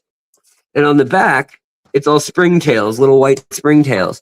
But if I take a turkey baster and go, bye guys, you're falling into the water, and then I even just make a path like this where the surface tension can go to the front of the tank, you'll see that all of those little guys are in kind of this little river that formed. And now I can squirt that river, the top of the river, all those little jumpy guys and aphids and stuff. They're all at the surface here for all those baby fry to eat. So that's kind of cool. Now, the thing that I don't love about this setup right now, as I'm playing with experimenting, having all of these deep tank or rather deep stem plants, and then kind of the background of a wall of Anubias and rock. I was shocked that my Logonandrum eboldi are doing so freaking well. And look at all the little aphids. So the aphids don't eat holes in these aquatic plants. These are aquatic aphids. I'm just going to look at this. Look at them all right here. The fish are just having a feast. They're just so happy. All those live bears, so happy. But in here, and we got some Malawa shrimp in here. You know, they're just kind of in here to have a backup population. I don't know how many, not many are breeding and surviving in here, but I just thought some, probably not most, but some would survive. And that was the entire point, was to just have another tank where some Malawa would survive. So in here though, my red and my watermelon and my flame Logonandras, the three of them have come to life when I didn't do any trimming, which is like, what in the hell? I've done like I've been the bad fish, or not fish, the bad plant horticulturalist, and yet they look better than they looked when they were out in the open, and I was keeping them pristine, and I was trying to catch every snail that was on them. And also, like, my Madagascar lace plant is putting up shoots. So is my Rosen Maiden. I don't get it. Cat, get off my back. I said, cat, get off my back. And then here, you guys can see all the aphids and all the mama aphids. I'm washing them off. Oh, no, mommy, no. Sorry, guys. There are plenty of aphids. I don't think I could get rid of them if I tried. Thank you very much. Anyways, also new Anubias plants popping through. you know, there's stuff going on back here. Some of my Ludwigia old cuttings kind of popping up through. The rabbit ear hybrid Anubias still trucking along. On this side, we kind of cleaned out most of it. So this is more Fraseri and natural. There's some Cophifolia too. Whereas the rabbit ear stuff, there's the last clusters here. And I trimmed just massively the Anubias. There's also all this stuff like where the leaf died on the filter over here. Hold on. Just trying to see if I can show you guys all the fry here, because there's a bunch of reed tetra fry right here. So the whole point of this snaggle is that there's no big fish in here. And so I wanted to see if we could get the reed tetras, which they're in here now. They're coming back now that they're scared of my hands big time. I can kind of come behind them sometimes and scare them forward like this, and then you'll see them. Yeah, here they come. See them there? And they're mature now, which is cool because they got their big ventral trailers and stuff. But they're definitely separate from the live bears that hang out up top. They're kind of two separate worlds, and their fry hang out in the back, and the live bear fry will 100% eat the hell out of the tetra fry if they get near each other. So they definitely need their own ecosystem. All the what do you call them? All the why can't I think of them? Snow white bristlenose plecos. They're back underneath these areas. There's a hollow tunnel that runs all the way from here. It's just made out of roots, but there's a tunnel that runs the full 3.5 feet down, and they like to hide up in it. And basically, I just drop algae wafers in this back corner, and I don't really ever see them anymore, which is pretty lame. But yeah, look at the color of that mango loach here. Look at how beautiful that is. They don't get brighter than that. I never even see them that bright online, like pictures. But I've had them spawn in many tanks in the past. So that's going on there. Cat, be good. Be good, sweetie. Be good. We love you. Yes, we love you. Let's show you the fish room. The last bad plant dad. Yeah, that's right. Okay, here comes the fish room. Alex, what are you doing with the fish room? What are you doing with the fish room? Okay, so no fish, just a tank that is ready for fish. It could be a QT tank. It could be snails. I don't know. This has some exclamation point rasbora fry that I'm just finishing growing out. These don't have filters or anything. This has some rice fish that are wild rice fish. That's about it. That is a long, empty. I mean, it's not empty. It has Siamese algae eaters in it. And that's about it. It's got one or two other oddball fish that were big.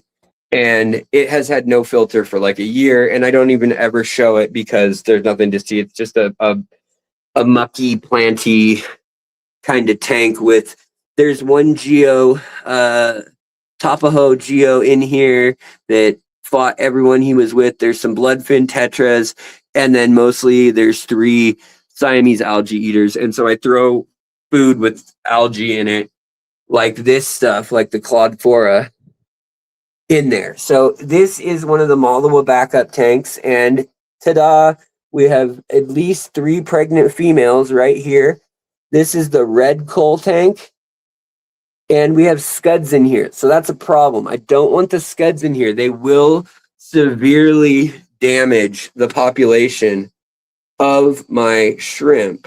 So I don't know if I'll just restart. I mean, I could just reset like this tank and it'd be fine. The sparkling gouramis, they're in here. And there's some scuds and some sparkling gouramis here. You see them here. These were the ones that were too mean. These are the tanks that cooked. So literally all my Liberty mollies, they got a new home. Justice, a friend of mine from our aquarium group, drove several hours north to meet me, and he took them off my hands, which is great. They got a good home. The whole colony went, and he's going to try to breed them together, which is great. Then we got the one female betta in here that's just a domestic betta, like she's just a betta splendens. And there's two Mahachiensis females somewhere back in here. So it happens to be three females at the moment. The one male that was in this tank died. Everything died in this tank, so it's just the sparkling gourami. And then in here, the other thing other than the betta, the only other reason I'm allowing this tank to survive is these guys. So here's like a pregnant live bear, but these are the least killifish or Heteranda formosa, and there's a bunch in here, and I just let them spawn. I let them eat whatever's floating at the top. I'll sprinkle a little food here and there, but really it takes care of itself. It like they just do their own thing. You can see them in here. There's a good amount of them when you look at them swimming through the reeds. The most I've counted at once when I tried to collect them about a week ago was I found that there were about 15 fish that I could catch at once, and I didn't see any more loose. So I think there's a dozen or 15 Heteranda formosa swimming around. Then this is my long time rando tank, but surprisingly, this one has the Brachiodanio negropenis, which are the black line danios. Again, look at all the water aphids and insects on this tank here. Look at them on that piece of valve. That is like, watch, we'll flip this over for them. So we'll sink this so that they can actually get some of these, and we'll see if they'll come eat it. Check this out. See if they'll come eat. So here comes the Brachiodanio. Yep, they're coming to eat it all. As it floats to the top, they're all coming in to get whatever it has. So we got Hikari Danio, we got Mate Tetra in here. And again, no fish over here, just a couple shrimp because I got rid of that. So really, we've got this tank with 5 sparkling gouramis, 1 betta, a few Heteranda formosa, a couple random danios, and the Mate Tetra in here, the blue Tetra from Colombia, as well as Hikari Danio. That's what that big Danio is in there. And then the last fish is there are ruby tetras in there. Then over here, not much of anything going on other than a couple rice fish and a couple exclamation points. Couple that I'm going to give away, Siamese algae eaters. Up here, no fish. Tank's gone, tank's gone, tank's gone. Live food, live food, live food. But I don't have anybody to feed the live food to. So this is another shrimp tank. This was my favorite. This had all the Moa and Skull Island Sahulensis. This had the Chinese gobies in it. This had all my Madagascar rainbow fish in it. Now it just has a backup for Malawa shrimp. I'm going to keep it probably from here to here, low, filled, algae, warm, no filter. It's just going to be a shrimp tank where they eat anything that's gathering algae, kind of like the other ones. And then over here, no fish in this tank anymore. It's just guppy grass and stupid algae, so I might toss the whole thing.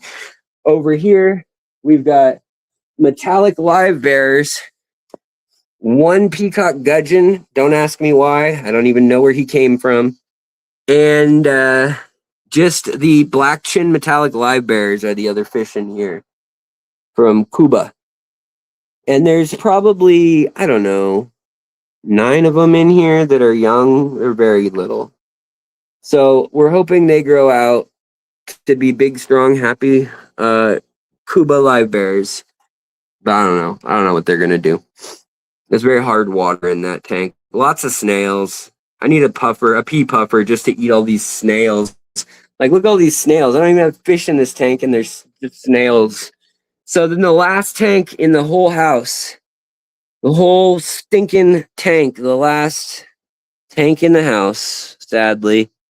Guess that'd be number 9 with fish in it, is the inlay red tail loach filterless. Now there were Florida natives in here. So there is a bluefin killie, 2 swamp darters, and what else is in here? Bluefin killie, 2 swamp darters. Oh, a pygmy killifish, which are kind of cool. And then there are the lake inlay red tail loaches. Now, the red inlay loaches, I also put some shrimp in here, Neocaridina coals.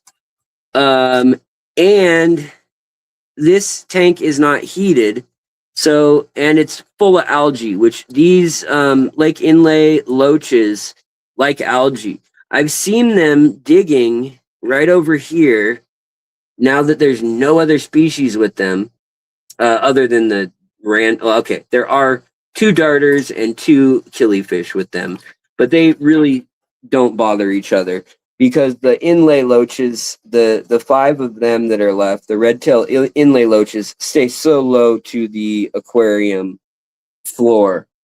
But that being said, I could literally take this tank and toss it, this tank and toss it, put the shrimp in this tank, take the live bears out of this tank, put them down here. There's a number of things I could do. So literally, no fish, a few least killifish and a betta, just sparkling gouramis, no fish, a few big Siamese algae eater fish, a few random Danios and Tetras that could go into some community tank, and then a few babies that are growing out and no fish. So this place is a mess, and I do need to clean all of it and bring this couch out. And then what we need to do now that all this has gone on and that we've drained everything down, we've got rid of all the tanks that were extras, we threw away a lot of tanks or sold them.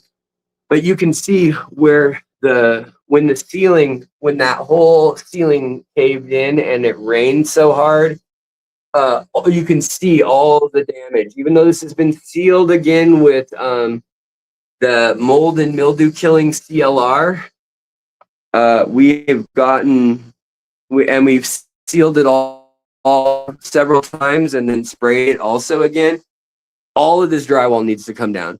So that basically means that at least this rack and this whole corner needs to come down so that we can take the drywall off the ceiling, the sheetrock off the ceiling, and at least off that corner.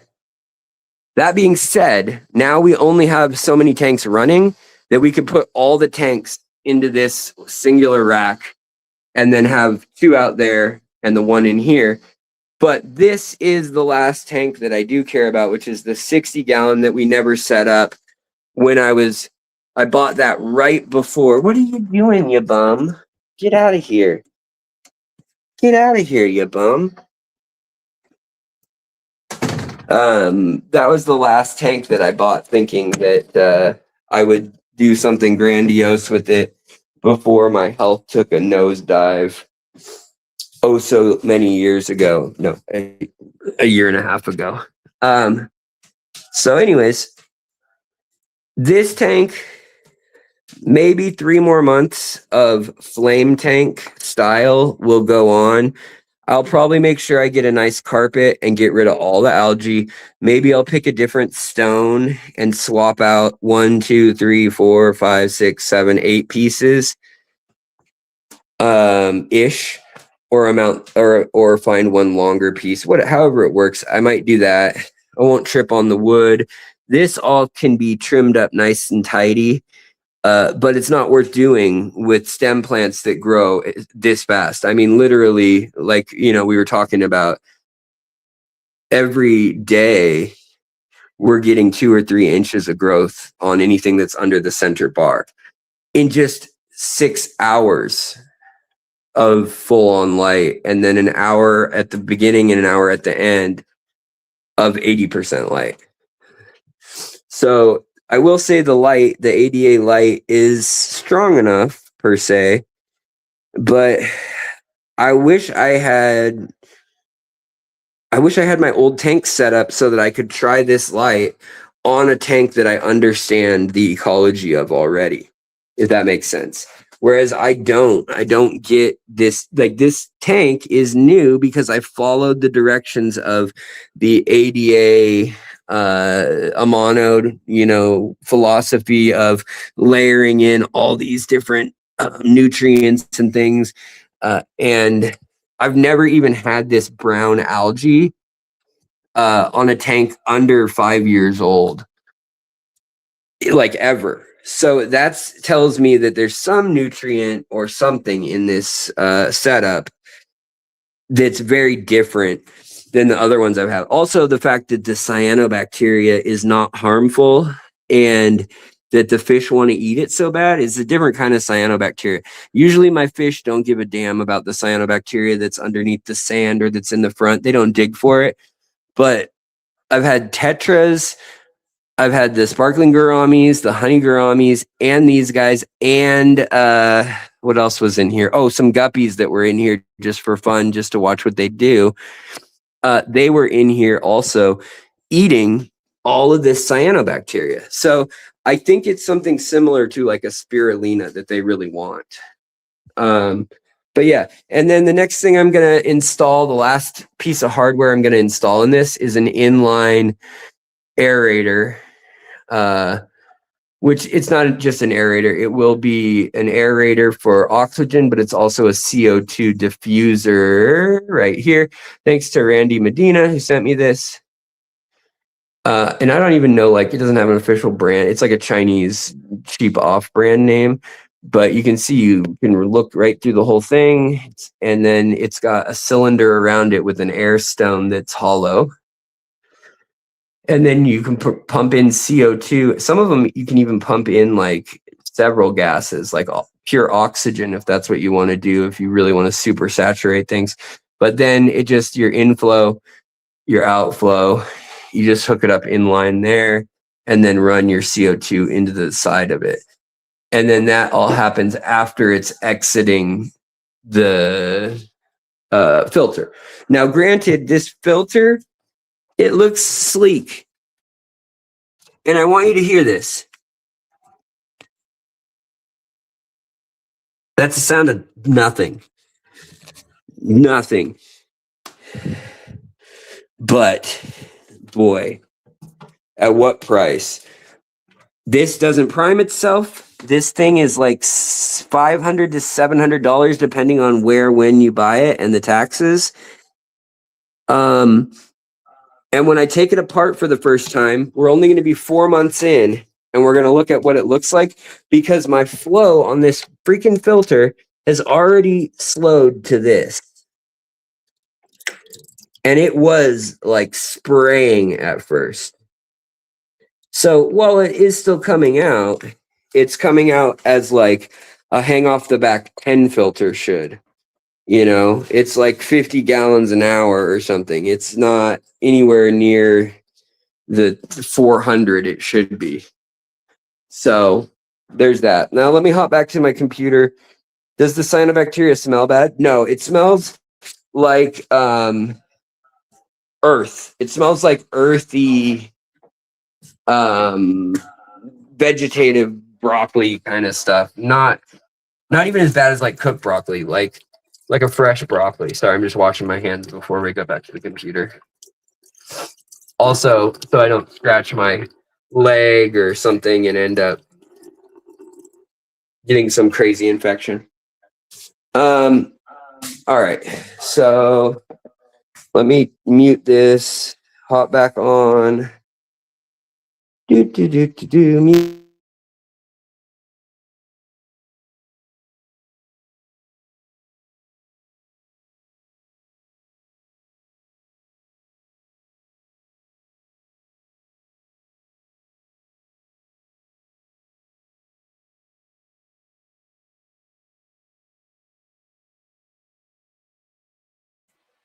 Boop, boop, boop.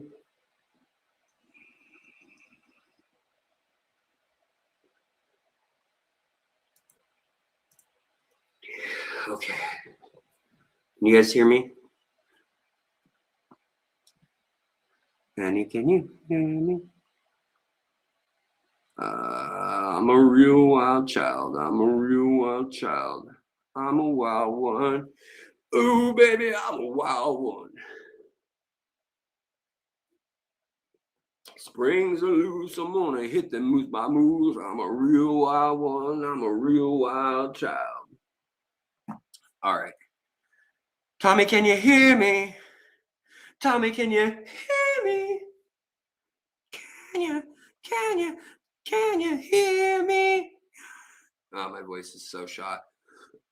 Anyways, my wife bought soil tests for our garden.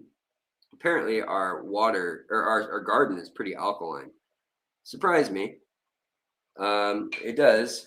Also, we have goddamn no nitrogen in our garden. So I said, "Hey, I got fish water. Maybe if you want to help me stock that big Amazonian 60-gallon, we could get some angelfish again, sweetie." And she was like, "No, hell no, I don't want to help you with that." I was like, "God damn it." So I gotta get completely on my feet so I can carry 50 pounds again. I don't care what they say about my back. My back's jacked. My back has been jacked for years and years. Once my foot can handle the weight, then it's a matter of like pain, and I'm willing to just like heave ho, lift 50 pounds. I can get there with my core strength. I know I can. But yeah. Also, in the other news, my mother, who worked in the makeup and perfume and runway and fashion industries, Christian Dior, Lancome, MAC, Estee Lauder, to name a few. She has a friend who continued in that line of work and is now the regional American president of Chanel. And she sent me this, and I hate it. I hate it a lot. Real stinky. But my mom's like, "You gotta tell her thanks." And I'm like, "Of course, I'm not gonna tell her that." Okay, whatever. So of course, thank you. It was very sweet of her. I appreciate that. I open it and I look up the price on this is $189 for this bottle of cologne for this size. So if anybody wants $180 bottle for $60, hit me up. Yeah, I'm gonna Lisa, I am gonna try to sell it. Like, I'm not usually in that mode or whatever, or I would think like, oh, who's somebody who would really like this? But I don't know any guys who would be like, I want to smell like a urinal cake and a little bit of like gin spilled all over my suit. I really just don't like the floral synthetic acrid scents. I hate them. I like the more musty patchouli, organic oud, and like vanilla, and like I don't mind the bourbon, whiskey, cinnamon, woody, like cedar. I don't mind that at all. But I hate the freaking like citrusy notes. I hate that. Good old urinal cake. Yeah, that's right. They spelled homie wrong. Yeah, that's right. Wicked freaking aquatics. Alex, you don't get them scuds out of the shrimp tank. You might as well let me help you raise them, or the scud's gonna kill you. Yeah, for sure, Johnny. Yeah, that was what I was trying the last few days. Was I was like, oh man, I got to get these scuds out of here, and then I was like, oh man, I don't think I can get these scuds out of here. And so that's when, yeah, literally 2 days ago, I was like, they got to go into a new tank. So I don't want to put all my shrimp in one basket. I don't want a basket of shrimp, right? I don't want the shrimp basket special at Ivar's or at whatever. What the hell was the name of that place everyone used to go to? Whatever, it doesn't matter. Popeyes. But yeah, no, I need to figure that out. And I'm hoping I can send you some soon. But you and Fish Dad are like literally the two people who have been waiting for like a year and a half each. And I feel terrible that like I've had so many problems. And I'm just trying to hold on to them and keep them spawning. But at this point, like only I know which ones were the red and the blue and the wild. And so basically I need to keep those 3 strains separate, but I also need to get them each up to like 60 or so before I'm willing to part with say 10 or 15 of each. So when that happens, they will come to you. Now, the smart thing for me would be to like technically wait another 6 months longer than that, which would mean like a year out, which is ridiculous, because then those 60 become 140 or whatever, you know, if they're left to breed. But yeah, anyhow, I've been keeping y'all long enough. And so I know Fish Dad and I know Johnny, I know you guys need some of them shrimps, and I want to get you them sooner than later. So I'm hoping when this round that I just showed you that's pregnant, I'm hoping of moving those pregnant females. They just got pregnant. So I'm hoping to move them, and then in 2 or 3 weeks they'll have their babies, which I won't see for another 2 or 3 weeks. But then I should start seeing them pop up. So I'm kind of thinking in that tank that I said, oh, there's no fish in this tank. I think I might put them in there. And then and just let them go buck wild, and then catch all the parents out of there and give those to you guys, because those would all be fully mature and proven breeders basically. So that's probably the plan, but I don't want to sell a dream to you I don't want to sell you short of the dream of the plan. But you guys, I think I'm going to get out of here. I am starting to fade. My batteries are starting to go.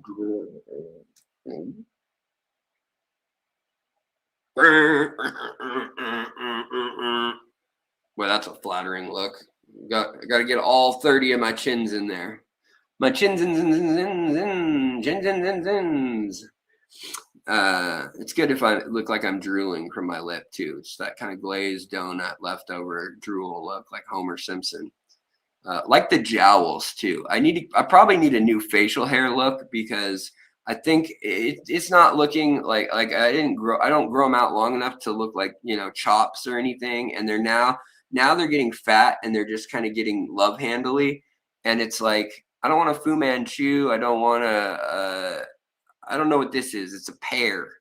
And I think I probably just need to, you know, go back to maybe a goatee or a beard fully, but I don't know. I don't even know what I'm doing, guys. I'm just rambling. Hopefully I can get off all these steroids so I don't have a fat face. How do you get rid of spider mites on aquarium plants? Vinegar. You know, there's probably Google how to get rid of spider mites on herb, like on marijuana plants. And if you can find like a nice green, safe way to do it there, it's probably going to work in your aquarium too. But just remember, like if you add a ton of vinegar, you're going to throw off the pH of your aquarium. But you can even clean like glass with vinegar and stuff. You can even clean like you can take a paper towel, spray it with a spray bottle with some you know, distilled household vinegar, like cooking vinegar, household vinegar, and you can clean the side of your glass with that. Same with citruses, things like that. That's fine, and it will dilute by the time it hits the water. Like it's not going to harm your fish unless you drop like, you know, half a cup in or something. Unless you're talking about like a betta size container or something from like PetSmart. But if you got, you know, a 10-gallon, 20-gallon, 30-gallon tank, 40-gallon tank, I think you should be able to use any of those home remedies. I've seen like fixes for spider mites where you use red wine and a little trap you can make. I've also seen where you put the stem of anything that's immersed. You kind of make a little trap with a bottle inverted like a funnel around the stem. I've also seen where you just spray and it's supposed to kill them. So there's a number of things I've seen out there, but I would trust any of the ones like the people who are into their herb. They know how to get rid of them without damaging the product. That's for sure. Chris Lowell, good to see you, man. And Amy, good to see you as well. I might try to fit in one more stream. Before the end of the month, since it's a long month. And I just saw like my earnings report for the month will be like $1,100. No shame to you guys. This is all on me not making a bunch of content. That's on me. But on also the channel just being slow, the world being slow, people watching. I think people want to watch funny, uplifting stuff or really, really engrossing, like longer podcasts about like serial killers. Those seem to be doing well right now. No joke. But I think people are sick of gas and groceries. And like for a while, everyone was glued to the news and like kind of disappeared from like our hobby number wise, viewer wise. And now I think people kind of came back for a little bit and they're like, yeah, I do want to do some summer tubbing. Maybe I have enough money I can spare some stuff, buy a couple new fish. But then a lot of people are like, nah, I just need to pump the brakes and keep what I've got, make it last, maybe buy one or two nice things to add to the aquarium here or there. And I want to like escape, go outside. I want to touch grass. I feel like that's maybe where people are. Maybe I'm totally just like feeling that myself and putting that out there on everyone. But that's just kind of how I'm feeling, I guess. I don't know. 22 months as a member. I know that's a lie. You've been a member for way longer, I bet. But thank you very kindly. And thank you for joining us on the stream. Today, I think we only had like 40 people in here at max at a time. So we must have been going at the same time as a few other streams. And that's okay. I always have a good time with you guys. That's why I do like to try to throw in a stream though, like once a week if I can, or every other week where we do it like noon or like a breakfast and have more energy as a general rule. Like after this, I have to go take another nap, which is really pathetic for someone my age.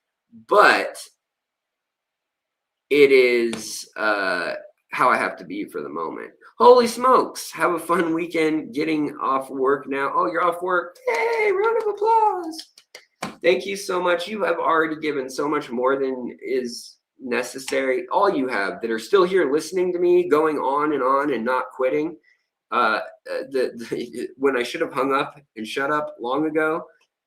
Thank you very kindly, Jan. I really do appreciate it. I hope you have a wonderful weekend as well.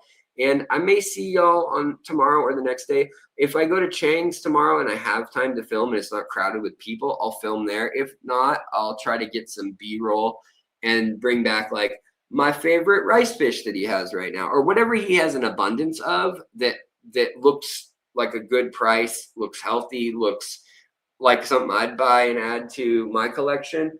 I might do a video like that as long as I get up there tomorrow. My dad said he wanted to go with me. And again, I said I can't get my truck up there, but I will.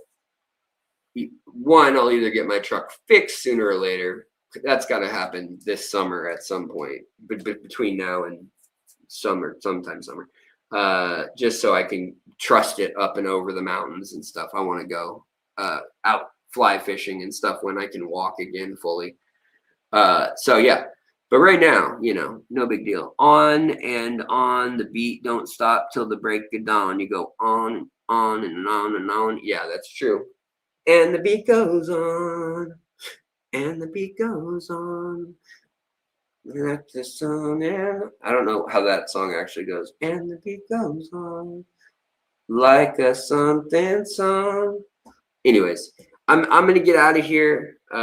If you haven't heard it, I got a cheesy but pretty song for you guys. It's of a certain genre and age.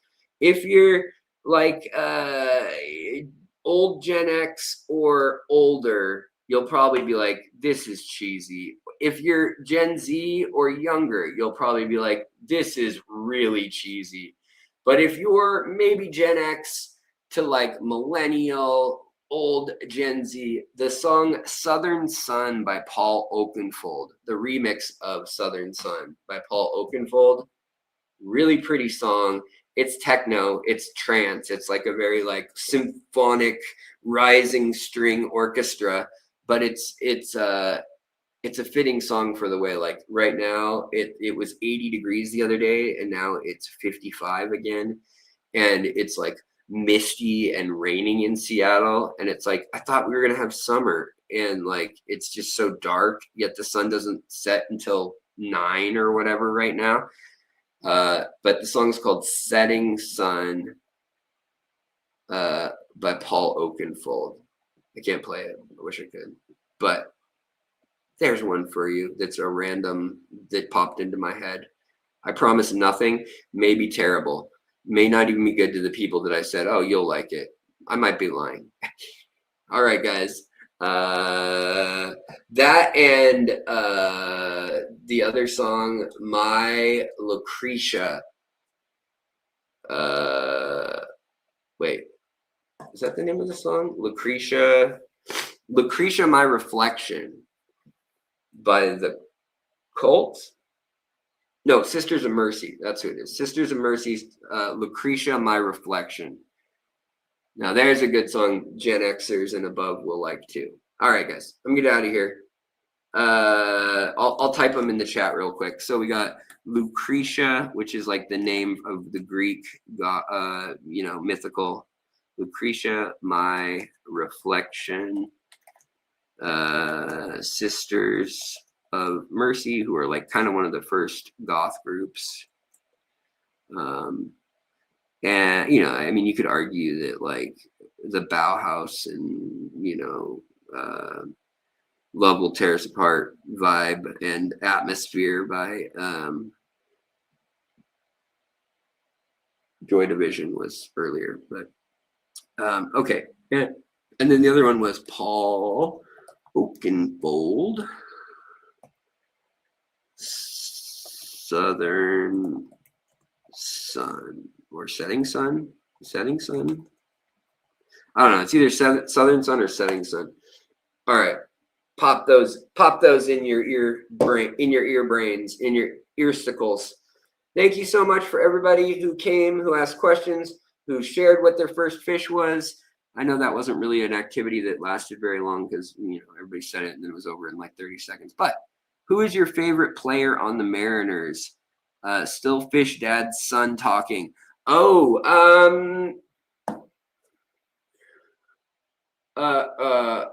Probably Ken Griffey Sr. He still plays, right? No, I'm really out of who's playing. But I don't know for sure. I'm trying to remember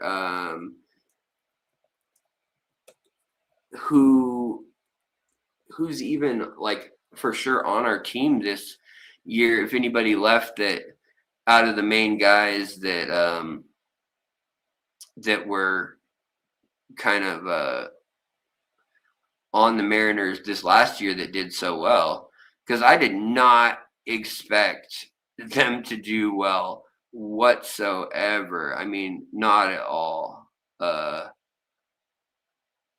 But they did. I guess what was it? Felix Hernandez.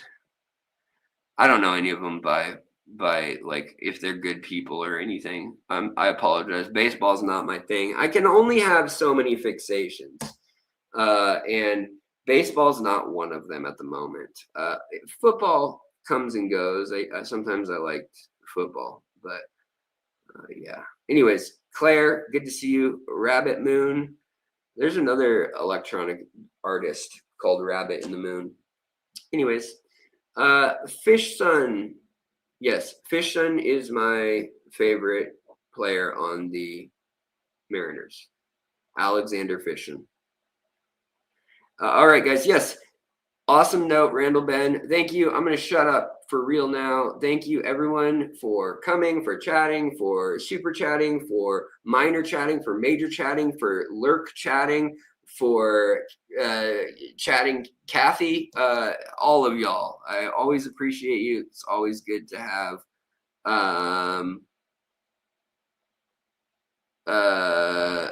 you know, always good to have you here. So I appreciate y'all, and I'll see you soon. Hopefully I'll put one of those videos out and just say, Alex, put the damn video out. Stop second guessing yourself. I don't know why I have this. It's not even writer's block. It's also like fear of rejection or fear that I'm afraid of the algorithm. It's punished me so hard so many times that I'm like, it's not going to like it, and it's not going to push it, and then nobody's going to see it, and then I'm going to spend the time. Shut up, Alex. So I need to just jump back in, just start just hitting that speed bag and making content again. So, all right, guys, I'm going to get out of here. And I don't know when that'll happen. A lot of it's just been health.